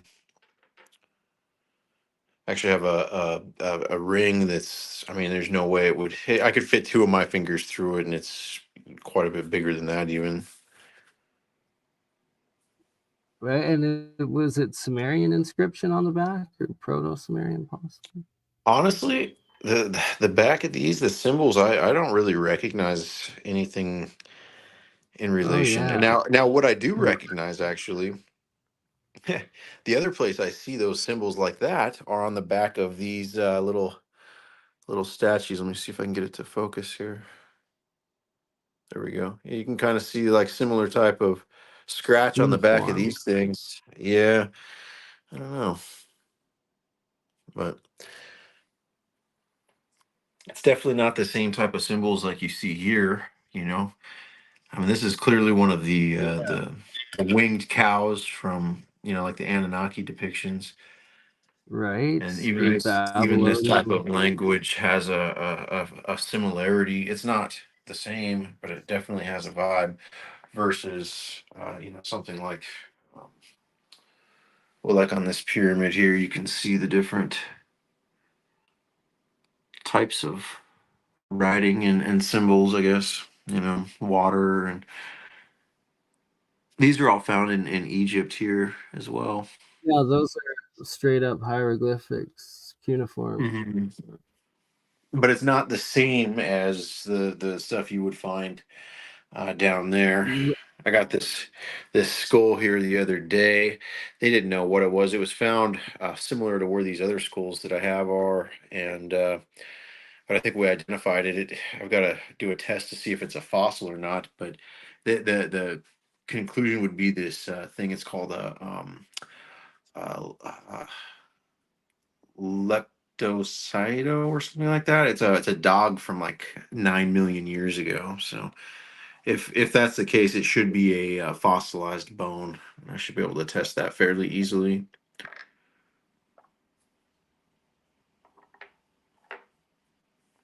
Just fascinating stuff. The consistency. Yeah, interesting that it's got like the little poker. I mean, really though, like you got a poker on this thing. I mean, is that little things also like a that fluid? are just no, it's a pipe, man. Like that's what I'm saying. It's got a poker and a little dish here to like put some sort of something on that goes in the hole here so you don't clog it up. And then there's a poker to adjust it or whatever to get your groove on, I guess. I don't know. I mean, I don't know what they were smoking. The stuff that we've tested was only tobacco, but I think maybe for maybe certain things that who knows, right? Oops.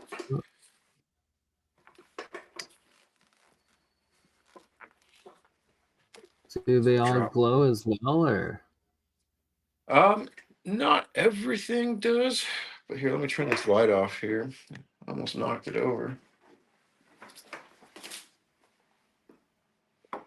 Moving around in here is like becoming harder and harder because I keep getting more items. So it becomes tighter and tighter. And I don't know if you saw this. I'll show you this really quick.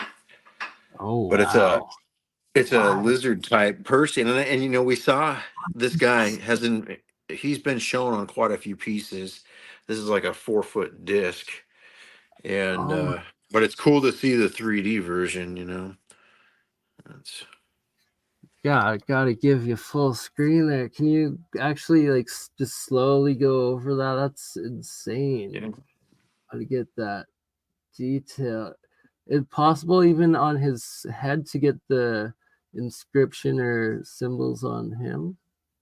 I don't think he really has too many symbols. He's fully scaled out. Wow.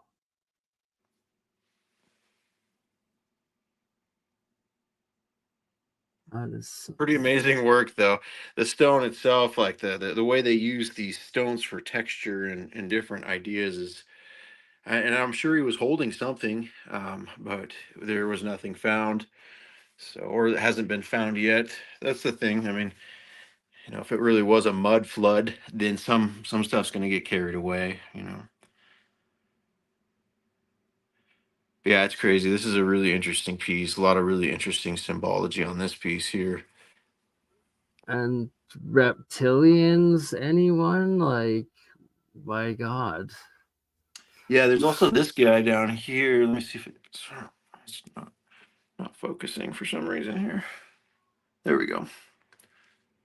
You can see there's the angel, and then there's this guy here. Sorry, the focus is horrible over here. Let me see if this helps.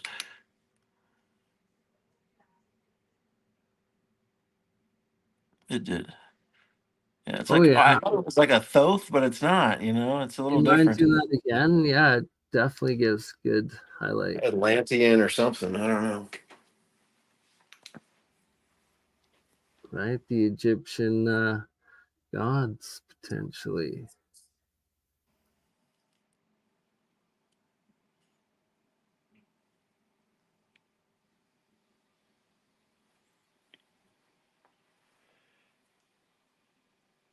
It's crazy. Some of them just really, really glow, and it really depends on where they're found. I think we've talked about this before. Like this one here came out of the river.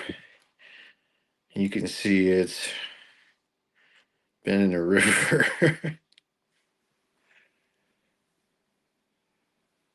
And so, are any of those pyramids hollow or like have room in them at all? Sorry. Yeah. Any Here, let me. doors or like spaces? Oh yeah, yeah. Here, let me turn the light back on.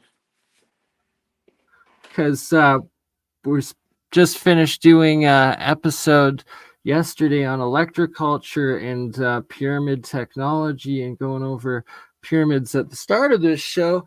And that is one potential thing. See in there, like if you could do tests maybe and try putting like an apple in there and then just an apple in another room just out in the open from like the same package, and see if it extends the lives of them, or like longevity stuff like that, or also charging seeds in it and then planting compared to they're germinating them. Yeah, exactly. Germinating through that in there, 100%. And I can almost guarantee you that if you germinate seeds in that and then plant them, that they'll probably grow 2, 3, if not 5 to 10 times the size. If That's an that's interesting really concept. ancient alien like technology artifact, right? Like, Yeah. because Check this out. I got this seashell, but I mean, this is why I bought it. It's got a trident and a fishtail on these angelic beings. And what's crazy is it talks about the Anunnaki and where they came from originally, and they came from the water. Right. So now that you're starting to get a couple of these mermaidish-esque, like water style carving figures as well in yours, it then makes me suspect if all of those giant jade ones that were found from that other site there potentially could also then be real and whatnot, that also have them in it, right?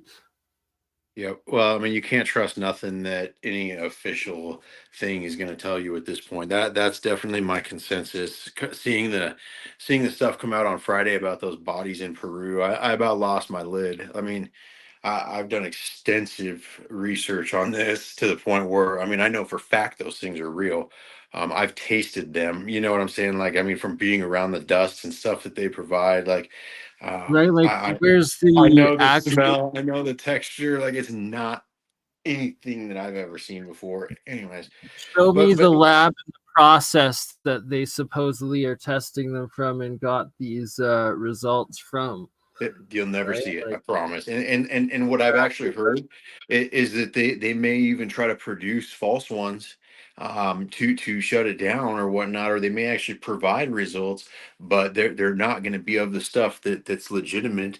And that's the sad part. But what's really great though is many of these specimens have been brought out of the country, and so there's specimen in Japan and in France right now that I know of personally. And so the research on these isn't just done, like it's definitely something in the future that can be definitely brought back up fairly easily, I think. So that's the good news. sense. And that if this batch was ruled that it was nothing but a fraud, there shouldn't be an issue, and they shouldn't be interfering or taking the next ones that come up or come out, right? Yeah, exactly. I mean, it's really sad. The Peruvian government released a pretty long, extensive report of their findings, and then to see this come Right. out with just one doctor, it's like you're only going to take one doctor's opinion here, when 13 of them signed off on something from Peru, like their highest doctors. Yeah. I, I don't even know how they do that. And it was weird, man. I wondered why no one in America ran that story. I seen Jerusalem Post. I obviously saw it live, and and so it was really interesting to see them do this and ignore that. It really brings a lot of light to these stones because we found exact depictions of those species in these carvings from Mexico. I think I've shown you that before. And Yeah. so that being said, I mean, it's all connected. Likely, I guess is what I should have said. Got this And Stargate here, and this crystal inside of this thing is.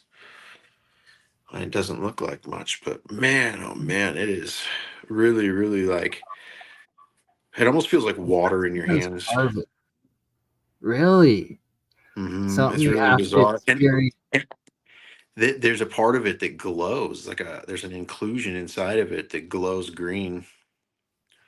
It's pretty Oh, wild. you're gonna have to show us that. Yep.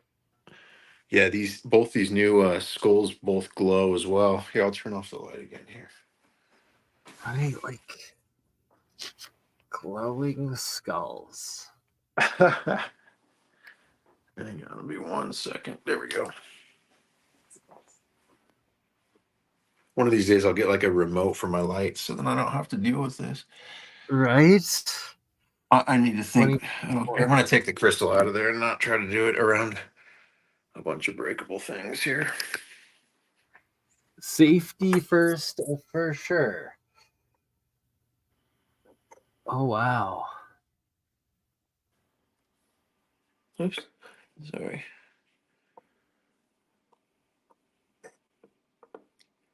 You can kind of see it. It'd be like right under where the light is here. It's hard to see phosphorescent glow on some of these, but it's Seeing there. it's I go promise. yellow and red a bit, and then I believe the angle was wrong for it. Well, the refresh rate on a live is reduced to, obviously keep a better quality stream. So the phosphorescence is really hard. Like it'll pick up on this for sure. So it's showing like red and yellow while you have the UV on, and then when you turn it off, it goes green. That's crazy.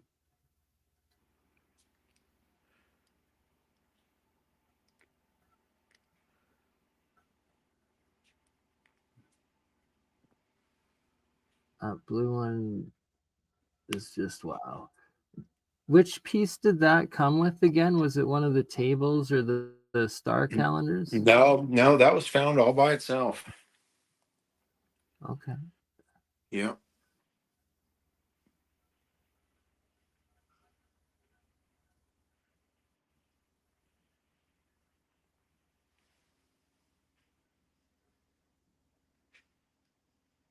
I like this guy right here because you can really see they use the texture and like the eyes a different color, the arms, it's Right? crazy. It's really crazy. We have some experiments that we're gonna run. I finally found a commercial UV agitator essentially that we're gonna build. You can't necessarily just get something, but we can totally build this like a microwave. And I found a guy that's really good on that kind of stuff. So yeah, calcite is I just saw someone comment, and this is all like all these different types of stones. This stuff here I'll show you. Um, this type of rock here, you'll see it has a phosphorescence as well as a green, but you'll see also the around it is phosphorescent, and that's because of the high calcite. There's calcite in almost all of this, and if you study the pyramids and what they coated the pyramids in Giza, the Great Pyramids were coated in limestone, which one of the key components of limestone is calcite, and I think that's really important. If it really was an industrial complex, then the significance of calcite and pyramidal energy of whatever how they were doing this is significant, and yeah, so we're going to stimulate Um, these pieces with extensive amounts of UV, because if it could have been that the pyramids, created some sort of energy that they were able to harness. There's a lot of alchemy. activate them. Yeah. Remember alchemy? Well, you don't remember, but I mean, you know of alchemy, and it has a lot of symbols Oh, and I a lot am of a huge history. alchemist, an experimental alchemist, my friend. So the I reality am. is like a lot of alchemy doesn't work anymore, and I think that's because the pyramids are no longer working. You are I think 100% correct. Yeah, I mean, I think that's what made the magic, and that's what Nikola Tesla was onto, and likely why they stopped it and why they still hold it. Because having control of magic now is really not good for anybody. I don't think probably. So that's probably why we don't have it. Yeah, and hopefully there's not an evil elite group practicing dark magic on all of us. Oh And no, there is. There is, and I mean maybe not on us, but maybe, you know, I mean on everybody, I guess, and that's the reality. I mean, Satan and his fallen angels are probably what created this universe, and so we're bound and determined to cross paths with evil because it's within all of us. You know what I mean? I people always say, "Oh, are these things evil?" Considering the pieces, and I answer them like, I don't think good and evil are a separated thing. I think that they both exist in the now inside of all of us, and it's whoever perceiving it that's going to, you know, influence that. I guess more than anything. absolutely, the duality of the good and the bad, the life and death, Yeah. destruction, the third dimension of self-choice, of free will, of what the individual decides. Are they going to feed the angel or the demon within? What do you let out and act on? And what do you keep buried down and locked inside the mountain? Yeah. I see a lot of pieces that depict duality and a lot of pieces that depict the balance. There's scales. There's actually been scales found, you know, and I think that's the real trick here. That's our true knowledge of reference, is just trying to balance ourselves. You know, that's the point. It shows a lot of things like this, which is interesting because, you know, we have the pineal gland inside of our brain, and it acts as a portal. You know, if you've ever done DMT or something like that, and so right here it shows on this side of the portal, or this side of the eye, we've got the falcon of Horus and Set, and then on the other side of the portal, I think these are the same beings, but I think they're on the angelic side because you've got the two angel wings with the two serpents. And if you look at the Anunnaki, you know, the creators of Anu essentially were serpents. That's why there's those serpents being found that are 4 or 5 thousand years old. I'm sure you've seen them coming out of, you know, Iraq and stuff. Oh yeah. So I think that's just it, you know, and that the you put a pole through that and spiral that around, and you've got the medical symbol, you know. Right? Like, It's it's it's everywhere. there. It's there, man. I mean that's the acknowledgement of the Trinity is everywhere on these things. I guess is really important to acknowledge, because seeing the mass depictions of angelic beings with these handbags and pine cones, it really makes one wonder. Right? Like, there's definitely going to be experiments and tests to come with those, and suspicion of, you know, gotta act like these are potentially demigod, like off-world technology pieces, you know, that could be activated. Well, not even off world, but just if they had the right energy going through them, like my little flashlight here that I'm using is battery powered, 35 watts. Okay, so imagine if we had, you know, plug into a fusion generator, 800 million watts, or we had Great Pyramid of Giza pulling in energy, creating hydrogen, because that's what Dunn's theory explains, that it created hydrogen.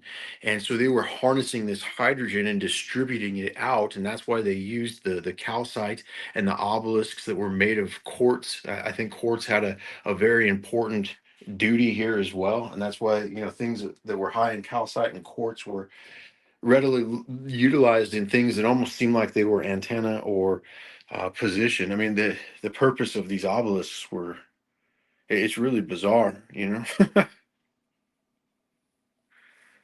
Oh, absolutely. We were going in depth about exactly that last night with, um, my goodness, I want to say his name right, Faustino.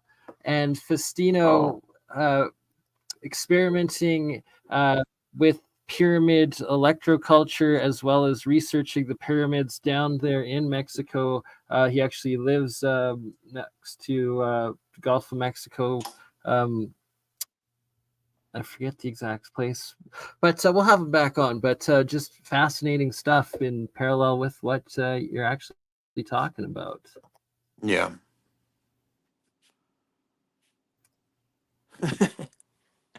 Learning and activating and using these ancient technologies and artifacts. Yeah, and I mean using them is really like concerning, but I mean that Potentially, right? well, I mean that's something that's a concern actually, because Nassim Harriman with Tourist Laboratories. Now I've heard different reports from people. I don't have a direct report from Nassim, so I can't tell you this with the utmost confidence. However, I have seen that there's a serious NDA in order and in place due to an event that occurred there, and it was said that they were utilizing frequencies and different types of energy to try to stimulate these pieces, and a portal started to open and they didn't know how to close it. They shut all the machinery off and the portal still existed, and it freaked everybody out real good. And so they started to really bunker down and keep things under wraps. And I mean, I'm sure you've seen Nassim come out with certain things about this, and then all of a sudden it seems like he just disappears, and that's for probably good purpose in multiple occasions. All right, yeah, that would freak me out too. Opening a portal that doesn't close, right? Like It did inevitably close, so that was the good news. And it never fully opened per se. But I mean, this was 2 years ago. So what they know now and what has been learned, I mean, who knows where we're at in this situation?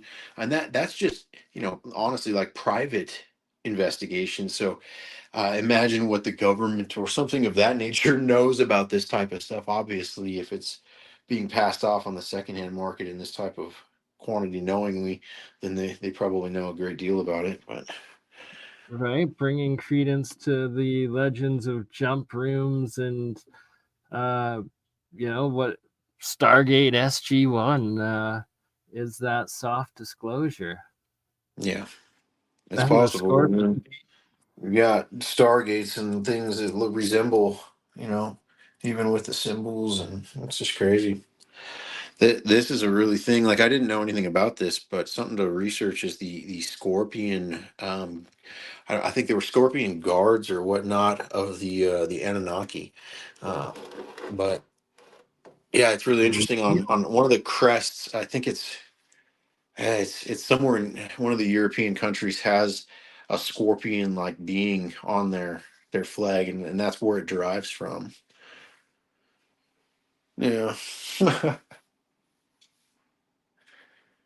But it's cool to see it because I've never actually seen it, like that before. Not in I'm the gonna same have type of to look into representation that. as something like this. So it's really nice to see the 3D perceptions that these guys have on some of this stuff. I mean, it's just nuts. These spaceships and things, so many different styles of craft. It's absolutely nuts.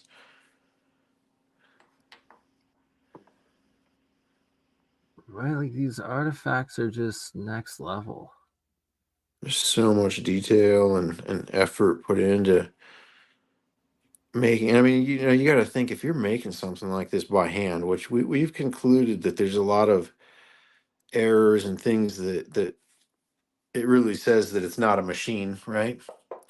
But damn, I mean, the chance of making an error here would be so high. And these things are virtually perfect. I mean, everything's fairly breathtaking in terms of the perfection and symmetry. And I mean, it's not perfect, but considering it's on a rock, it is. Like this piece here is a good example. Like you can see the left side, it bulges out slightly more than the right. It's not perfect, but a hell of a lot closer than I would have got. Right, so it's that a lot of these, or seems to be the majority, are pieces of stone that have been like mined, as opposed to it being some sort of geopolymer manufacturing method. Yeah, oh yeah. No, they're definitely quarried stones for sure. Yeah, a lot of them are very nice specimen too. The things like I can show you an example here. Let me turn this light on. You should be able to see it. Maybe. Nope. But like they drill out the backs of these things. Oops, let me turn this off.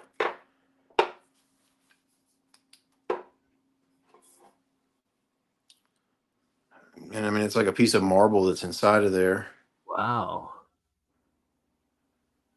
And then you put light behind it, and it lights up that face. It looks really, really cool. But I mean, you look at the edge of this and how it's made. All these Yeah, like individual spikes. I mean, this is a serious project. This ain't just some indeed. quick, And and it's not how 3D could printed. Like you, these things are like, not even. break or crack or mess up? Like, Right? The level of perfection is pretty extreme. I've collected a lot of carvings and stuff, and never have I seen so much detail.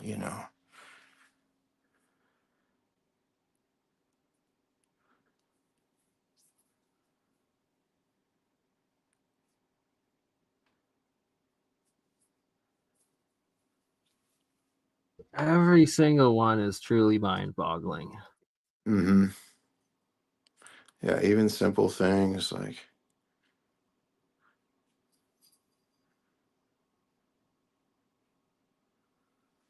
I don't know. It's wild. It's like just magic to the eyes. Everything is so visually stunning and stimulating and full of like ancient knowledge and Yeah. Yeah, if someone symbology. was gonna try to pull this as a hoax, like they would have had to have been so versed.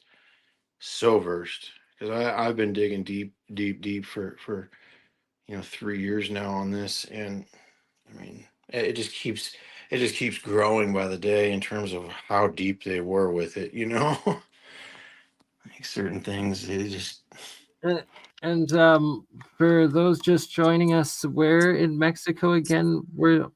It, it's one so site, right? At two Tulum. different sites. This stuff here, like the mosaics and these type of ships, are from Abuelos de Jalisco, and this type of stuff here made out of this flint rock. These type of pyramids, um, everything on this entire shelf. These are from Tula Hidalgo. And you can see the type of art is, much different looking.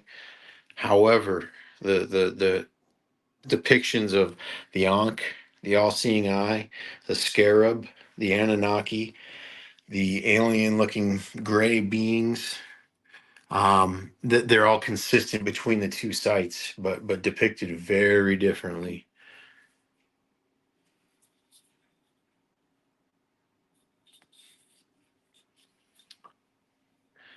It's pretty neat. And Tula is where the cave is, correct? Yep, Tool is the site, yeah, where they did the documentary, and they in the process found, they dug down about 14 feet because the GPR led them there, and then they hit bedrock. Well, unfortunately, they only rented the land and the equipment and all this stuff for 2 weeks, and they didn't get to go any deeper. And so it took quite some time to get the money and funding and belief to go and spend 50+ thousand dollars to rent equipment and all this stuff to go dig this hole out, and but it happened, and it's all. I think I sent you the doc. Did I send you the documentary with the cave? Yes, I gotta Yep. finish watching all full 4 hours. Maybe get you No, no, to. no. That's the Tula one. The cave is a separate one. It's only about 30 minutes. I don't know. I'll have to double check. If not, I'll get it to you for sure because it's definitely worth checking out. Definitely. Maybe even we'll are we able to bring up and show like a 30-second clip of it or something? Oh, absolutely. Yep. Yep. Yeah, so if you're able to post it like a link for it in the private chat, I can bring it up. Yep. Let me pause my camera here so you don't or it might have done that automatically, but I'll just do this for 1 second here. Okay, give me 1 sec. No worries. Appreciate it. Oh, he will be back. That always happens on the cell phone, but I believe StreamYard came up with a new cell phone sharing option. So hopefully we get Mike right back momentarily with that. Otherwise, try to pull it up in WhatsApp.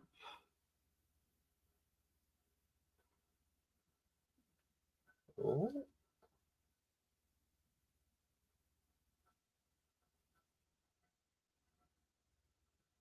In the meantime, we will get back to a little bit of last night's presentation, electroculture and pyramid technology.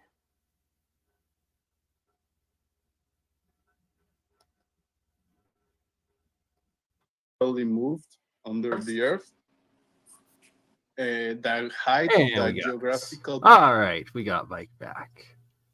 Sweet. You see the link there? Yep. Okay, I think it posted it. Awesome. Let me turn this. Yes, sir. I don't know why I closed out, but that's StreamYard for you sometimes. On the mobile, it's questionable, you know. Exactly. We make her work. Yeah, we've come a long way. I'm content for sure.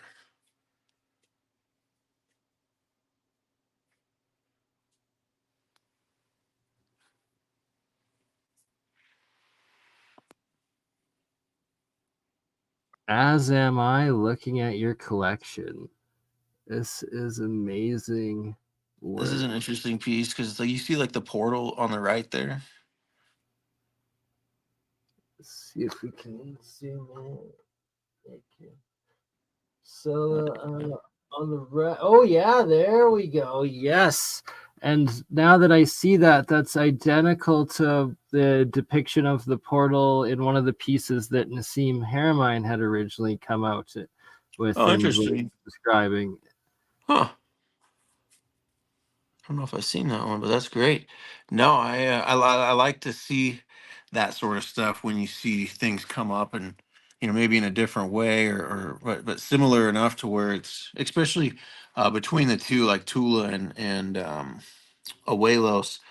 For instance, I'll show you a crazy one here.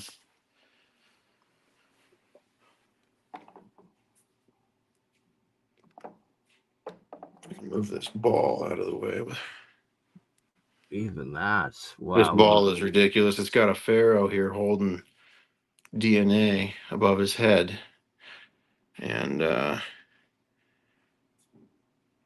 he's really tall. I think it's Osiris. Osiris was said to be 15 feet. And I think these are the pre-Adamic species that was existing at that time. I suspect Our predecessor, so. But they're sitting there messing with DNA, and then on the bottom of this base, see if I can see this here. Here we go. You can see Isis holding an alien breastfeeding. Oh, yeah. Wow. Right. And so then 2 years later, after I got this piece out of Tula, I mean, it's the same fucking thing. and her hat's broken off, but I believe it was there at one point, obviously. And just crazy though, right? That's the type of stuff that I mean, these guys would had to have talked that out, and known for years. There's just no way. let alone the fact that it came out of a hole, 14 feet in the ground, and it was documented. I mean, that's just Right? it Like blows my mind. you and me both, my friend. It's just literally mind-blowing stuff that seems like it could be our real history. Yeah. The stuff that legends The Bible were. talks enough in the Old Testament about this type of stuff with angels and giants, and the Bible takes us back to Samaria and Egypt with Babylon, and so I mean the fact that it's so centered around these places um, definitely screams some resonance to me. Seeing these type of depictions, it's just crazy that Oh, it's in 100%. America.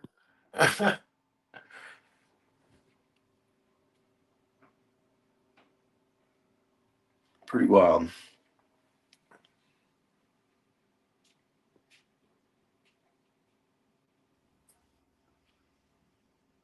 Really, really is.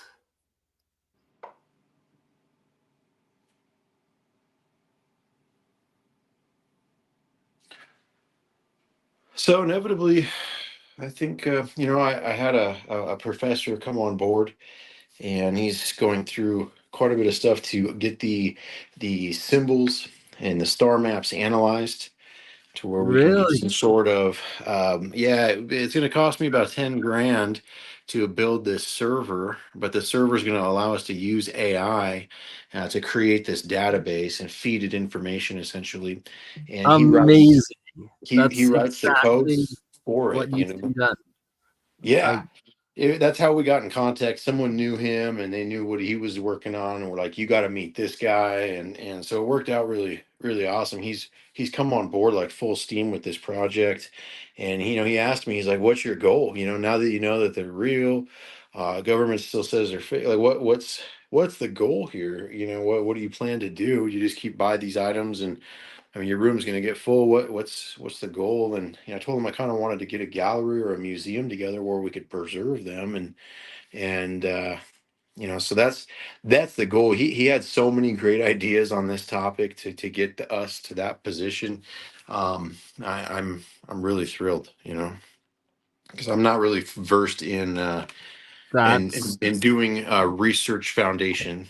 You know what I mean? But he right, is like because the perfect partner to do this. That's yeah, he unbelievably good news. Lots of good. He's raised like 20 or 30 million dollars in grants before, and he's done a lot of this stuff. He mentors PhD and doctoral students, and so he's really versed. Plus, he has access to students who are trying to get their knowledge and education. So we're going to really be able to get some work done. Turn it into real, actual archaeological, anthropological research and I'm document. handing it over as fast as I can, man. I'm going to write my book and hand this over to the experts who can hopefully get it to where it needs to be. Because I mean, this is so beyond me. This is not my profession. I didn't sign up for this. I'm not trying to bark up the wrong trees with this type of stuff. However, it's absolutely crucial that it's documented, and that's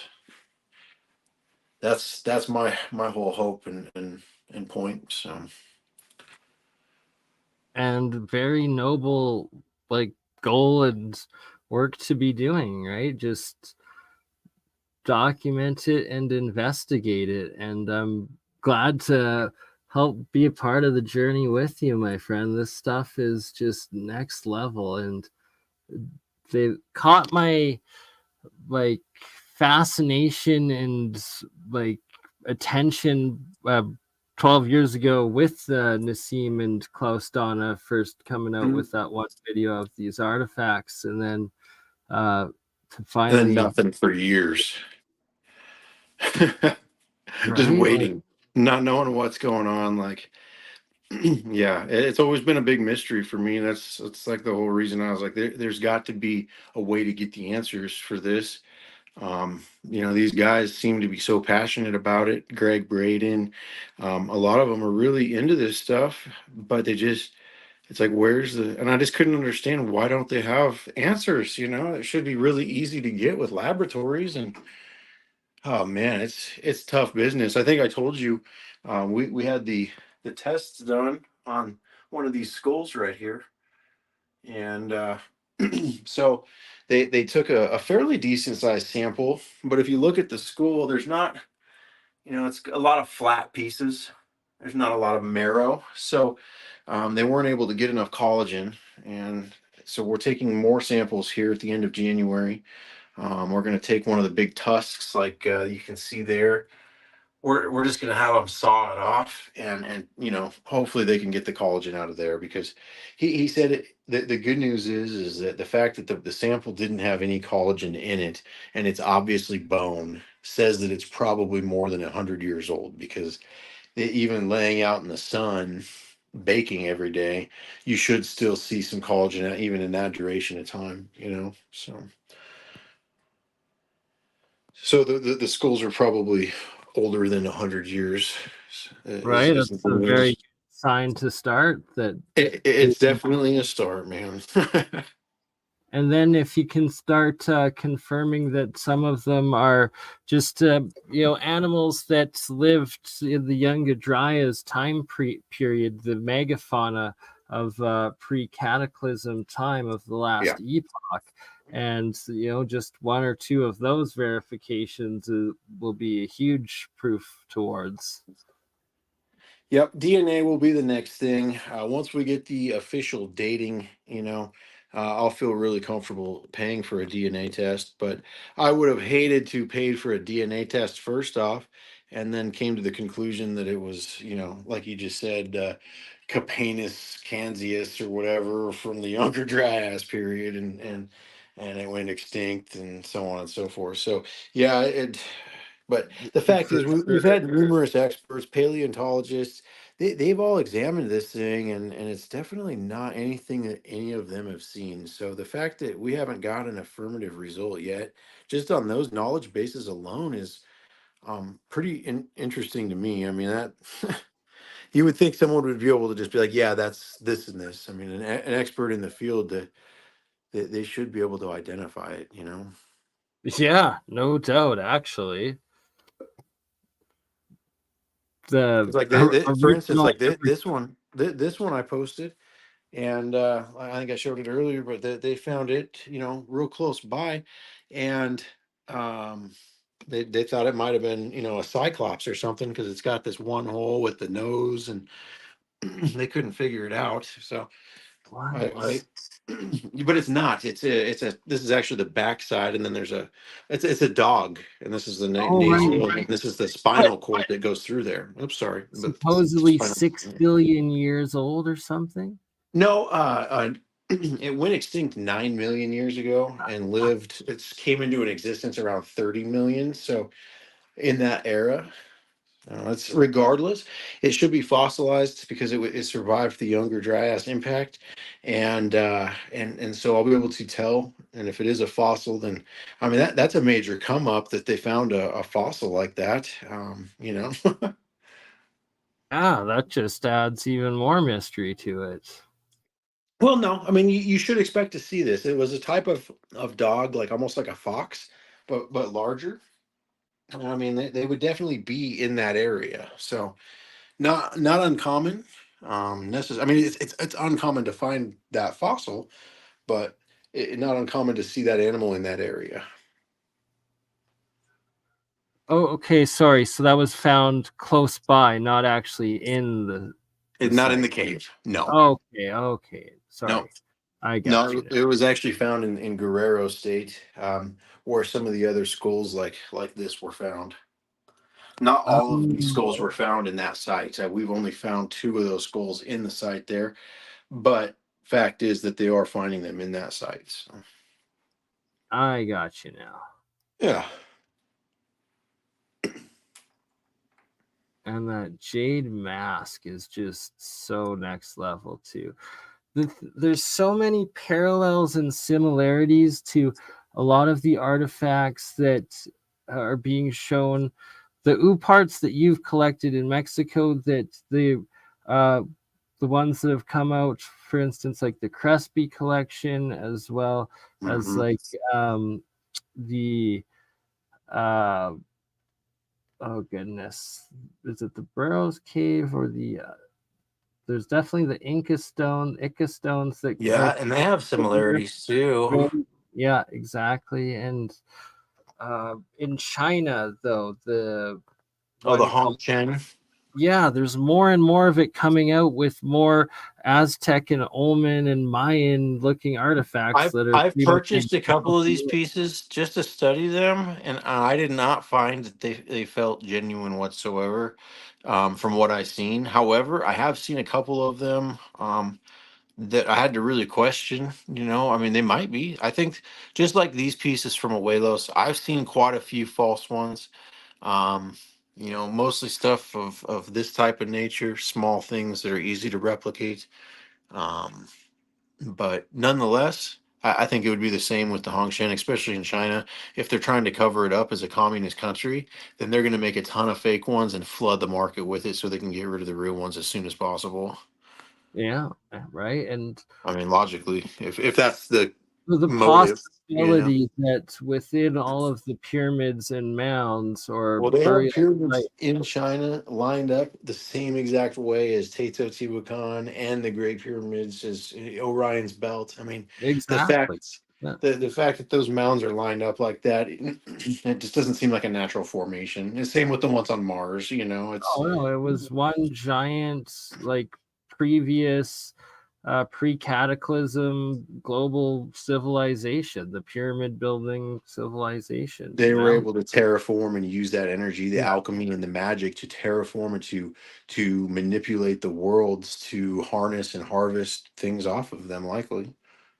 100%. It's seeming like evidence of this original demigod cedar like um race society entity, Yeah. whatever it was, right? That came in and were the original master terraforming builders, and they were responsible for all of the pyramid mountains and stuff like Yep. that. Yep.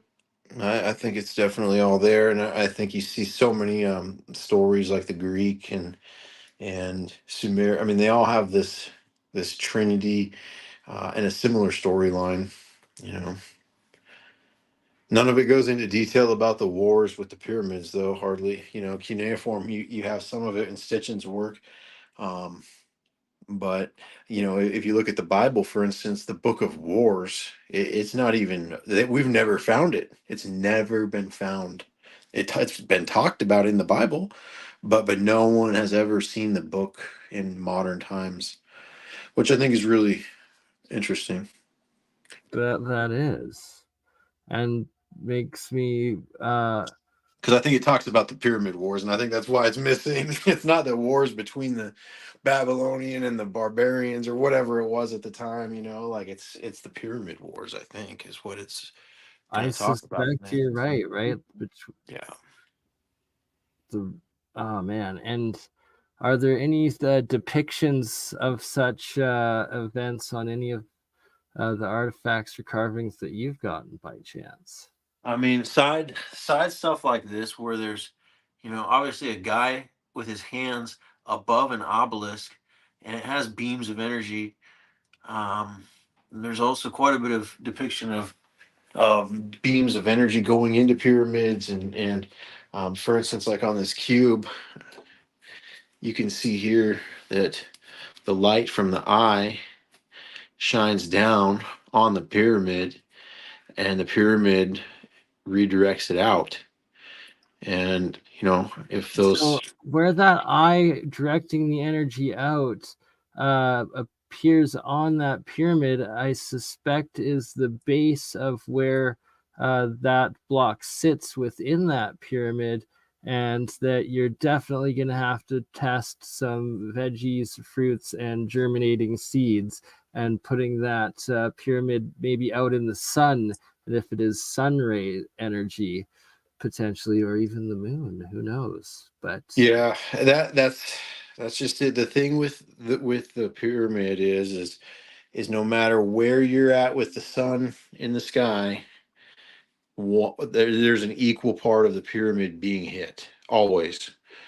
And I think that's the perfect design for a celestial body to reflect it back or to create something from it, you know. And the fact that we only see a certain percentage of the spectrum of light, you know, this light that's depicted, these waves of light and how it reflects, it could absolutely be ultraviolet or some sort of light frequency that we don't even see, or even maybe even acknowledge at this point. And that could be why it's you know, We're gonna be doing invisible, experiments you know, just like into Tesla. exactly that.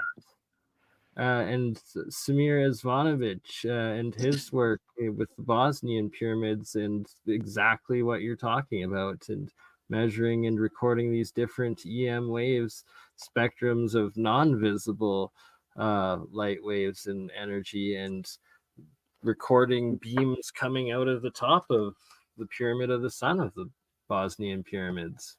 Yeah. Yep, there's definitely a lot of research to be done on the pyramids still.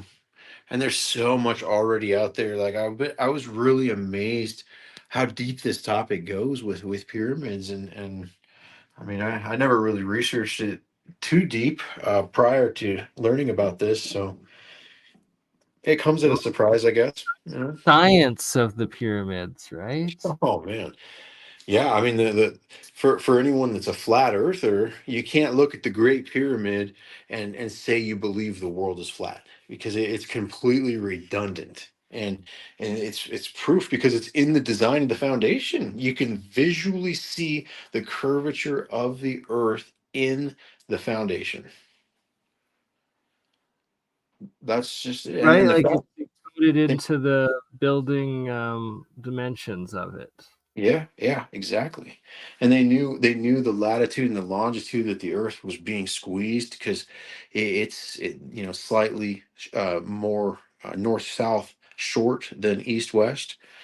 And oh, nice, yeah, you got it. I would fast forward like maybe 2 minutes or so, and there's a quite a long. Okay, I'm not going to talk about long intros, but it has a pretty short intro compared to yours. I'm not. That's funny. Yeah, so or what would be a good segment to play a couple Yeah, minutes? right here. Right Yeah, I here? think this is probably good. Yep. Perfect. Okay, let's try her out.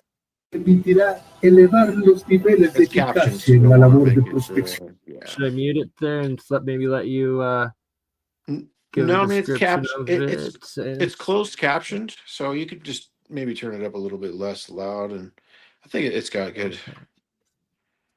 I mean, Para trabajar y encontrar esto usamos georradares, radares. yeah, this is where they're going to start talking about the GPR and finding the pieces and how they found por the medio de tunnel ondas and stuff. electromagnéticas nosotros detectemos todos los materiales que son de propiedades dieléctricas diferentes a las del suelo. Entonces con eso se basa para determinar la profundidad y el tamaño de este objeto, ¿sí? Y en este caso también podemos detectar superficies, ¿sí? No nada más cosas pequeñas, sino que también puede ver, por decir, si hay una capa de otro material, o si tenemos diferentes tipos de materiales, también lo podemos determinar como una superficie, y también podemos determinar grietas o cavidades, ¿sí? Espacios vacíos. Yo llego aquí porque me invitan por un aparato que nosotros tenemos. Es un pequeño magnetómetro que nos permite ver inconsistencias de la Tierra. Es un magnetómetro de bastón. Tiene dos funciones. Tiene la función en tiempo real, que es como lo hemos trabajado aquí, y aparte nos da un 3D. Nos permite hacer una lectura del suelo donde pasamos. Se hace una línea en los cuadrantes que se trabajan, y después se pasan de manera, por decir algo, atravesada, para que nos dé una lectura que después nos arroja un resultado y que nosotros ya podemos confirmar, pero en tiempo real vamos viendo las inconsistencias. Por fin, la pantalla del georradar muestra la primer pista. Es una anomalía en el subsuelo, como si fuera una cavidad y cuya entrada es de aproximadamente 2 metros y se extiende hasta más de 3 de profundidad. El equipo de arqueología extraterrestre comienza la exhaustiva labor de excavación.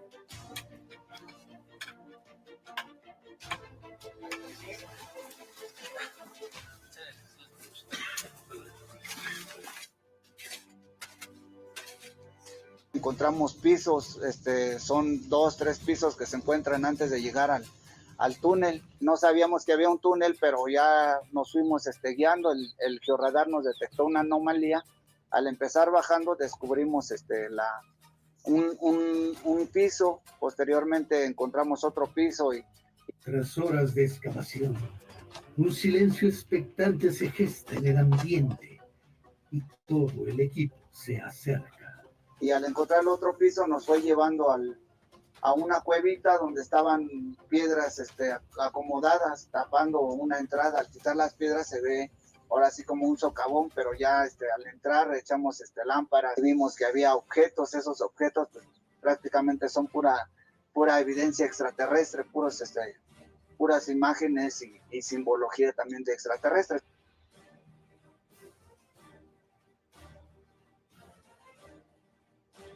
Los días y horas de investigación y trabajo rinden frutos y las primeras pistas que arrojan luz sobre el enigma alienígena se asoman para llenar de expectativa y emoción al equipo.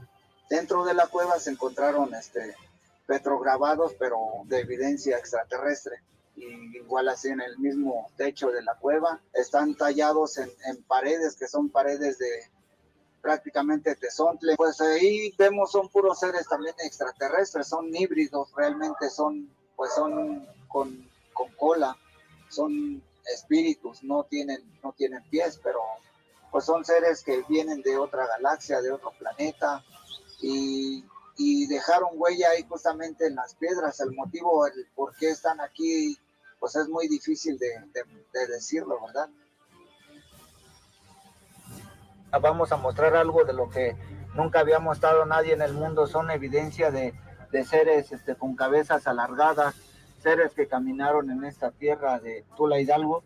Vamos a observar el primer ser. Este es una cabeza alargada, tiene un báculo en su mano. También ya es muy complicado sacar toda la pieza completa, pero observemos su ojo, tiene una incrustación de una obsidiana.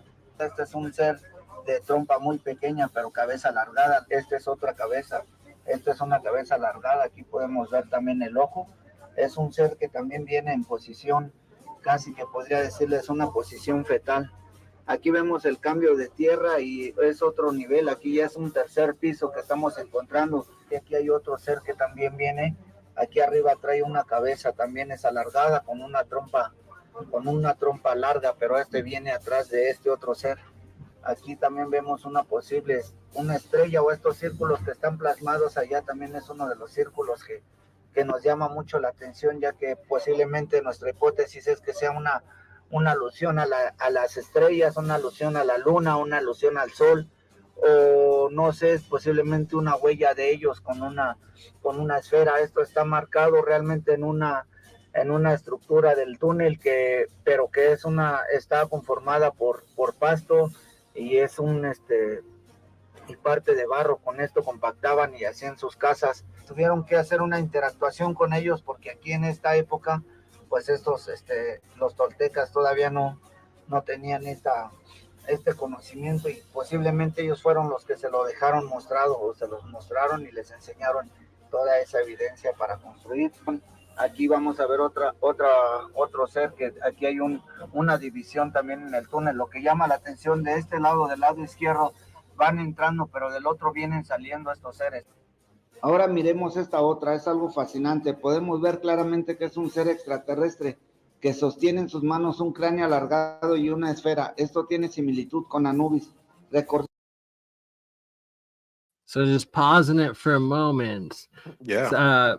To describe this, there's an entire cave wall with the identical carvings, art style, and depictions as the artifacts that your collection is, that these artifacts were dug up from and removed from.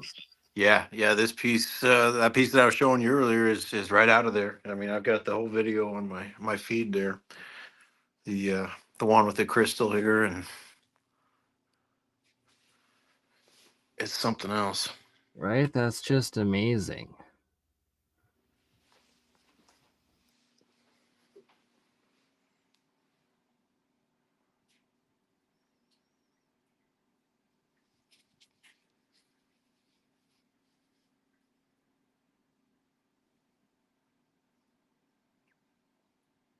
But yeah, clearly the same.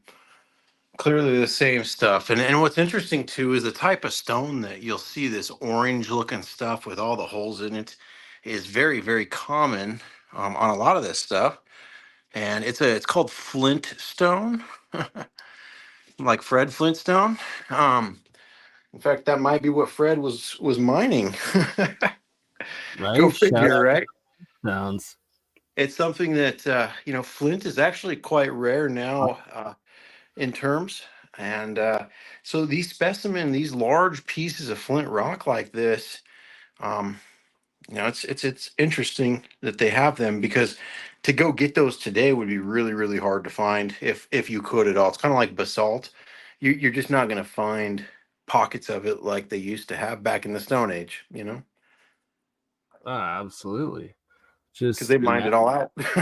yeah, right. Like they literally have already mined all the major pieces and carved them into all these sorts of just Yeah. amazing ancient antiquity artifacts.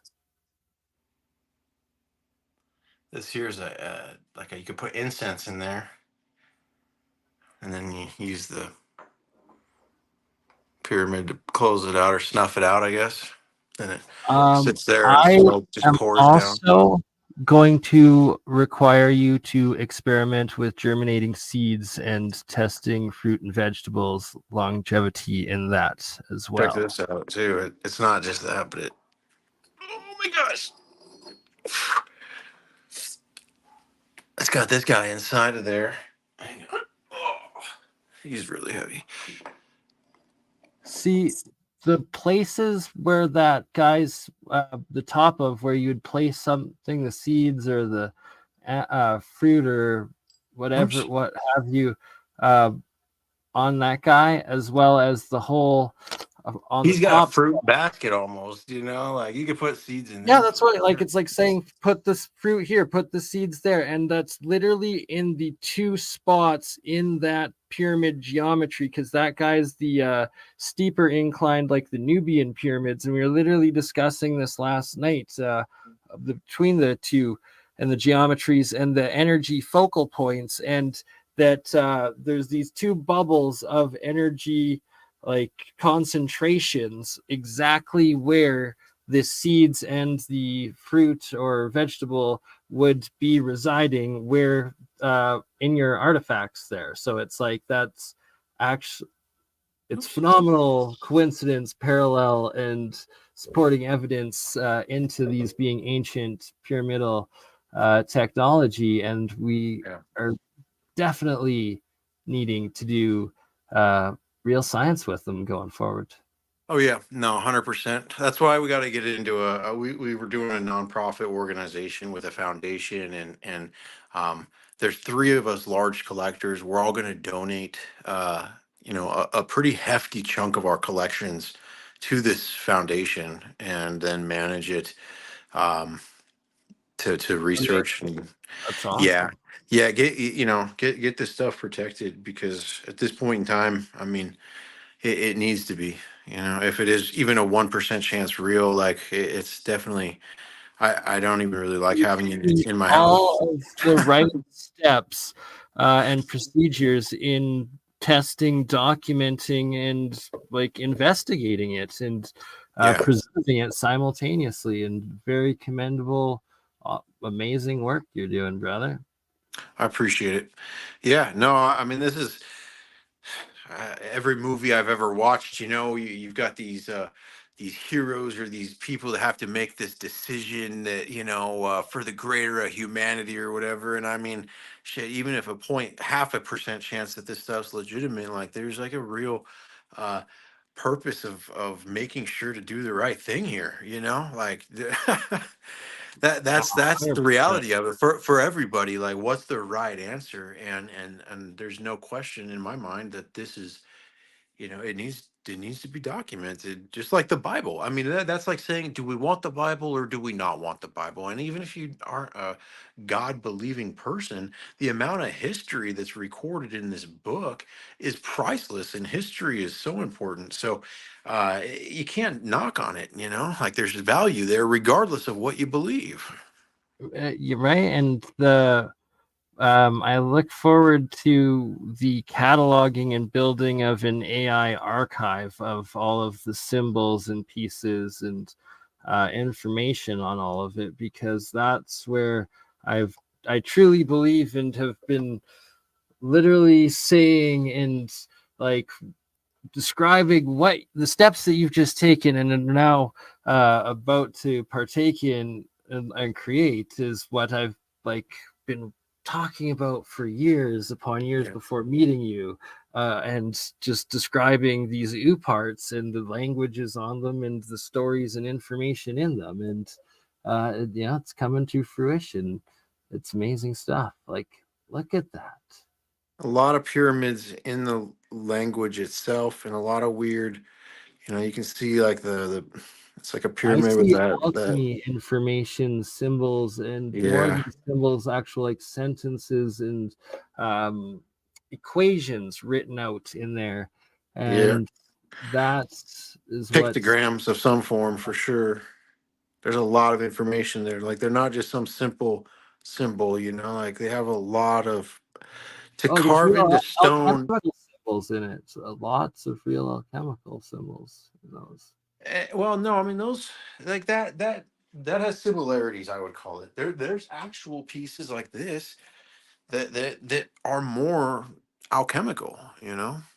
Oh, those are for sure. What I 100%. find interesting here is, here we have this eye. Oops, let me get it zoomed in here. So you've got the eye looking down at the two pyramids, and then the pyramids are blasting out all this energy. And then you have these two alchemical symbols on the right and the left hand perception of the eye. There you And here we have a trinity with Mercury and sulfur, and that's your Michael and Satan, or something of that nature. And then the all-seeing, obviously, and or Enki and Enlil, however you want to perceive it. But the right hand and the left hand is really important, because obviously, like, Jesus is portrayed as the right hand of God. Enki is also, if this is his symbol, was Mercury, in the Sumerian. So the fact that he was Mercury, same with Thoth, his son, and then you have the water depiction here on the right side. That's, I mean, a coincidence is maybe on this one piece that was a coincidence, but then you have the same thing here again with the water on the right hand side of the all-seeing eye.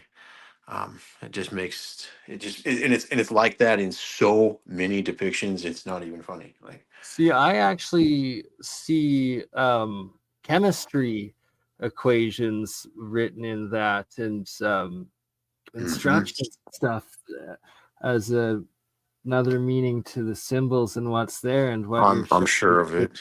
extremely fascinating. And like we have to do a full episode on it together, on um, the electrolysis alchemy and Isaac Newton's alchemy research and work that I've been doing. Oh yeah, I'd love to hear that. Yeah, I've Um, actually been. I mean, it's so many things to research. That's one thing I've been wanting to research more on is alchemy. But gosh, one thing at a time. exactly right. We all have our parts, and Yo, that's the truth too. That's the beauty of it. I was talking with my wife, because this topic has brought us into a whole nother mindset spiritually and belief wise, and our purpose, all these things, and it's like there's nowhere to really go and talk about this kind of stuff. I mean, we're talking about it now, sure, but I mean, a place of peers that have the same commonality. It's not something that's found very commonly right now. I agree, But I man. think it's something that's needed, I guess, is where I'm going with that. And it's all coming out and sharing, documenting it, and making sense of it all together, and bringing it new light to the world. And like, look at that. It's absolutely epic. Yeah, the work is it just doesn't quit. I mean, it's really ridiculous. And, you take these grooves, for instance. Let me see if I can steady my hand a little bit better than that.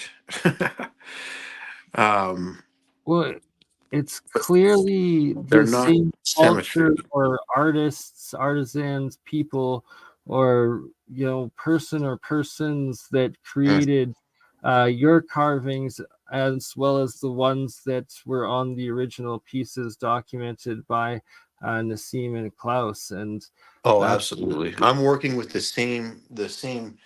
I mean, like Mark Russell, for instance, all those guys were in on that, like back then, together. Like they were researching this. Oleg Elistrov here with this book. I'll show this book too, because anyone that's watching, I always feel like I'm just talking to you, man, and I always forget there's an audience when we're talking. So, this book is really great. It's called Mexico Paleo Contact. Oleg Elistrov is a PhD. He's a Russian scientist that went down there. This is him here.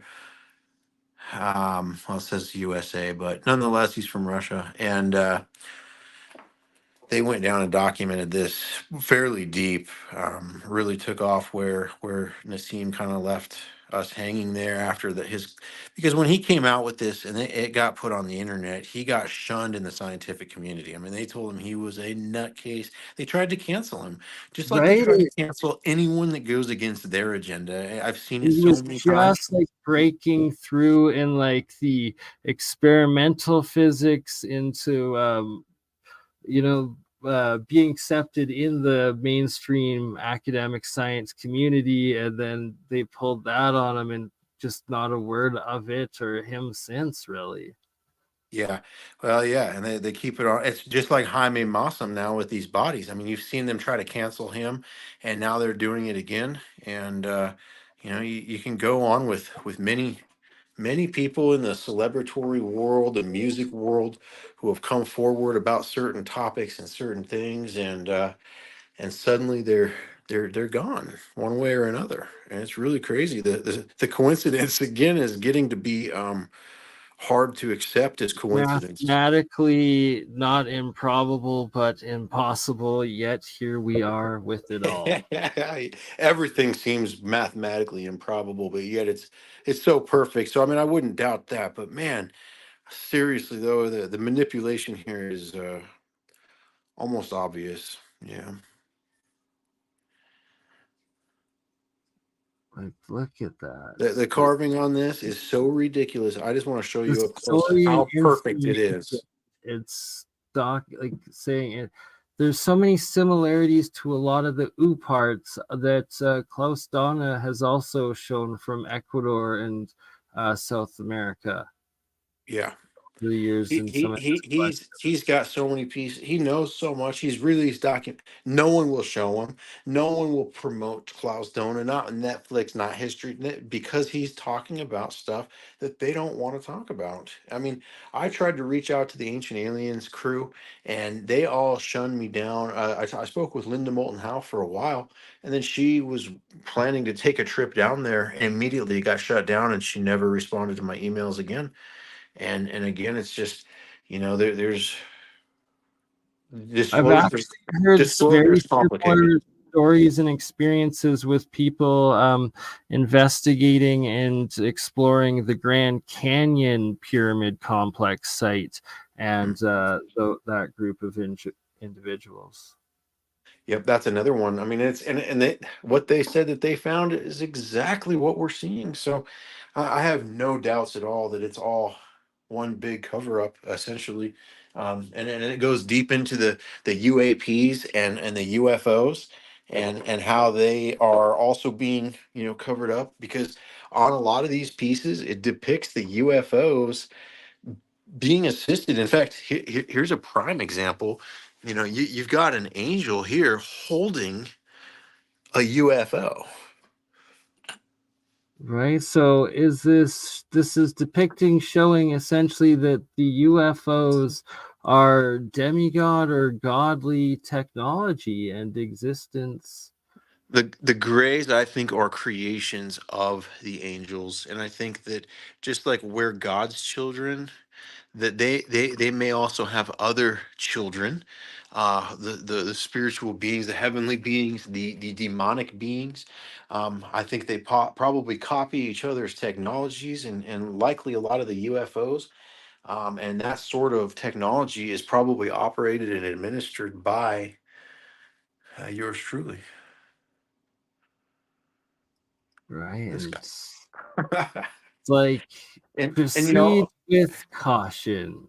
Yeah, you look at Tucker Carlson and Roseanne Barr's interview where they talk about not aliens but interdimensional species, the fallen angels. You hear about it from many people.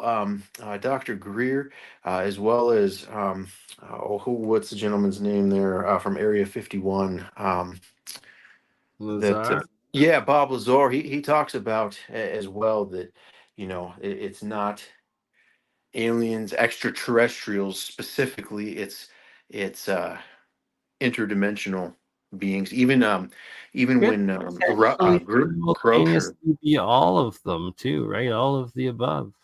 yeah, when Grouch came out in Congress and blew the whistle here, last year sometime, the gentleman there, Grouch, he did not state extraterrestrials. He said interdimensional. And I just keep saying this because it's really important, I think, to analyze that this is going through into different dimensions.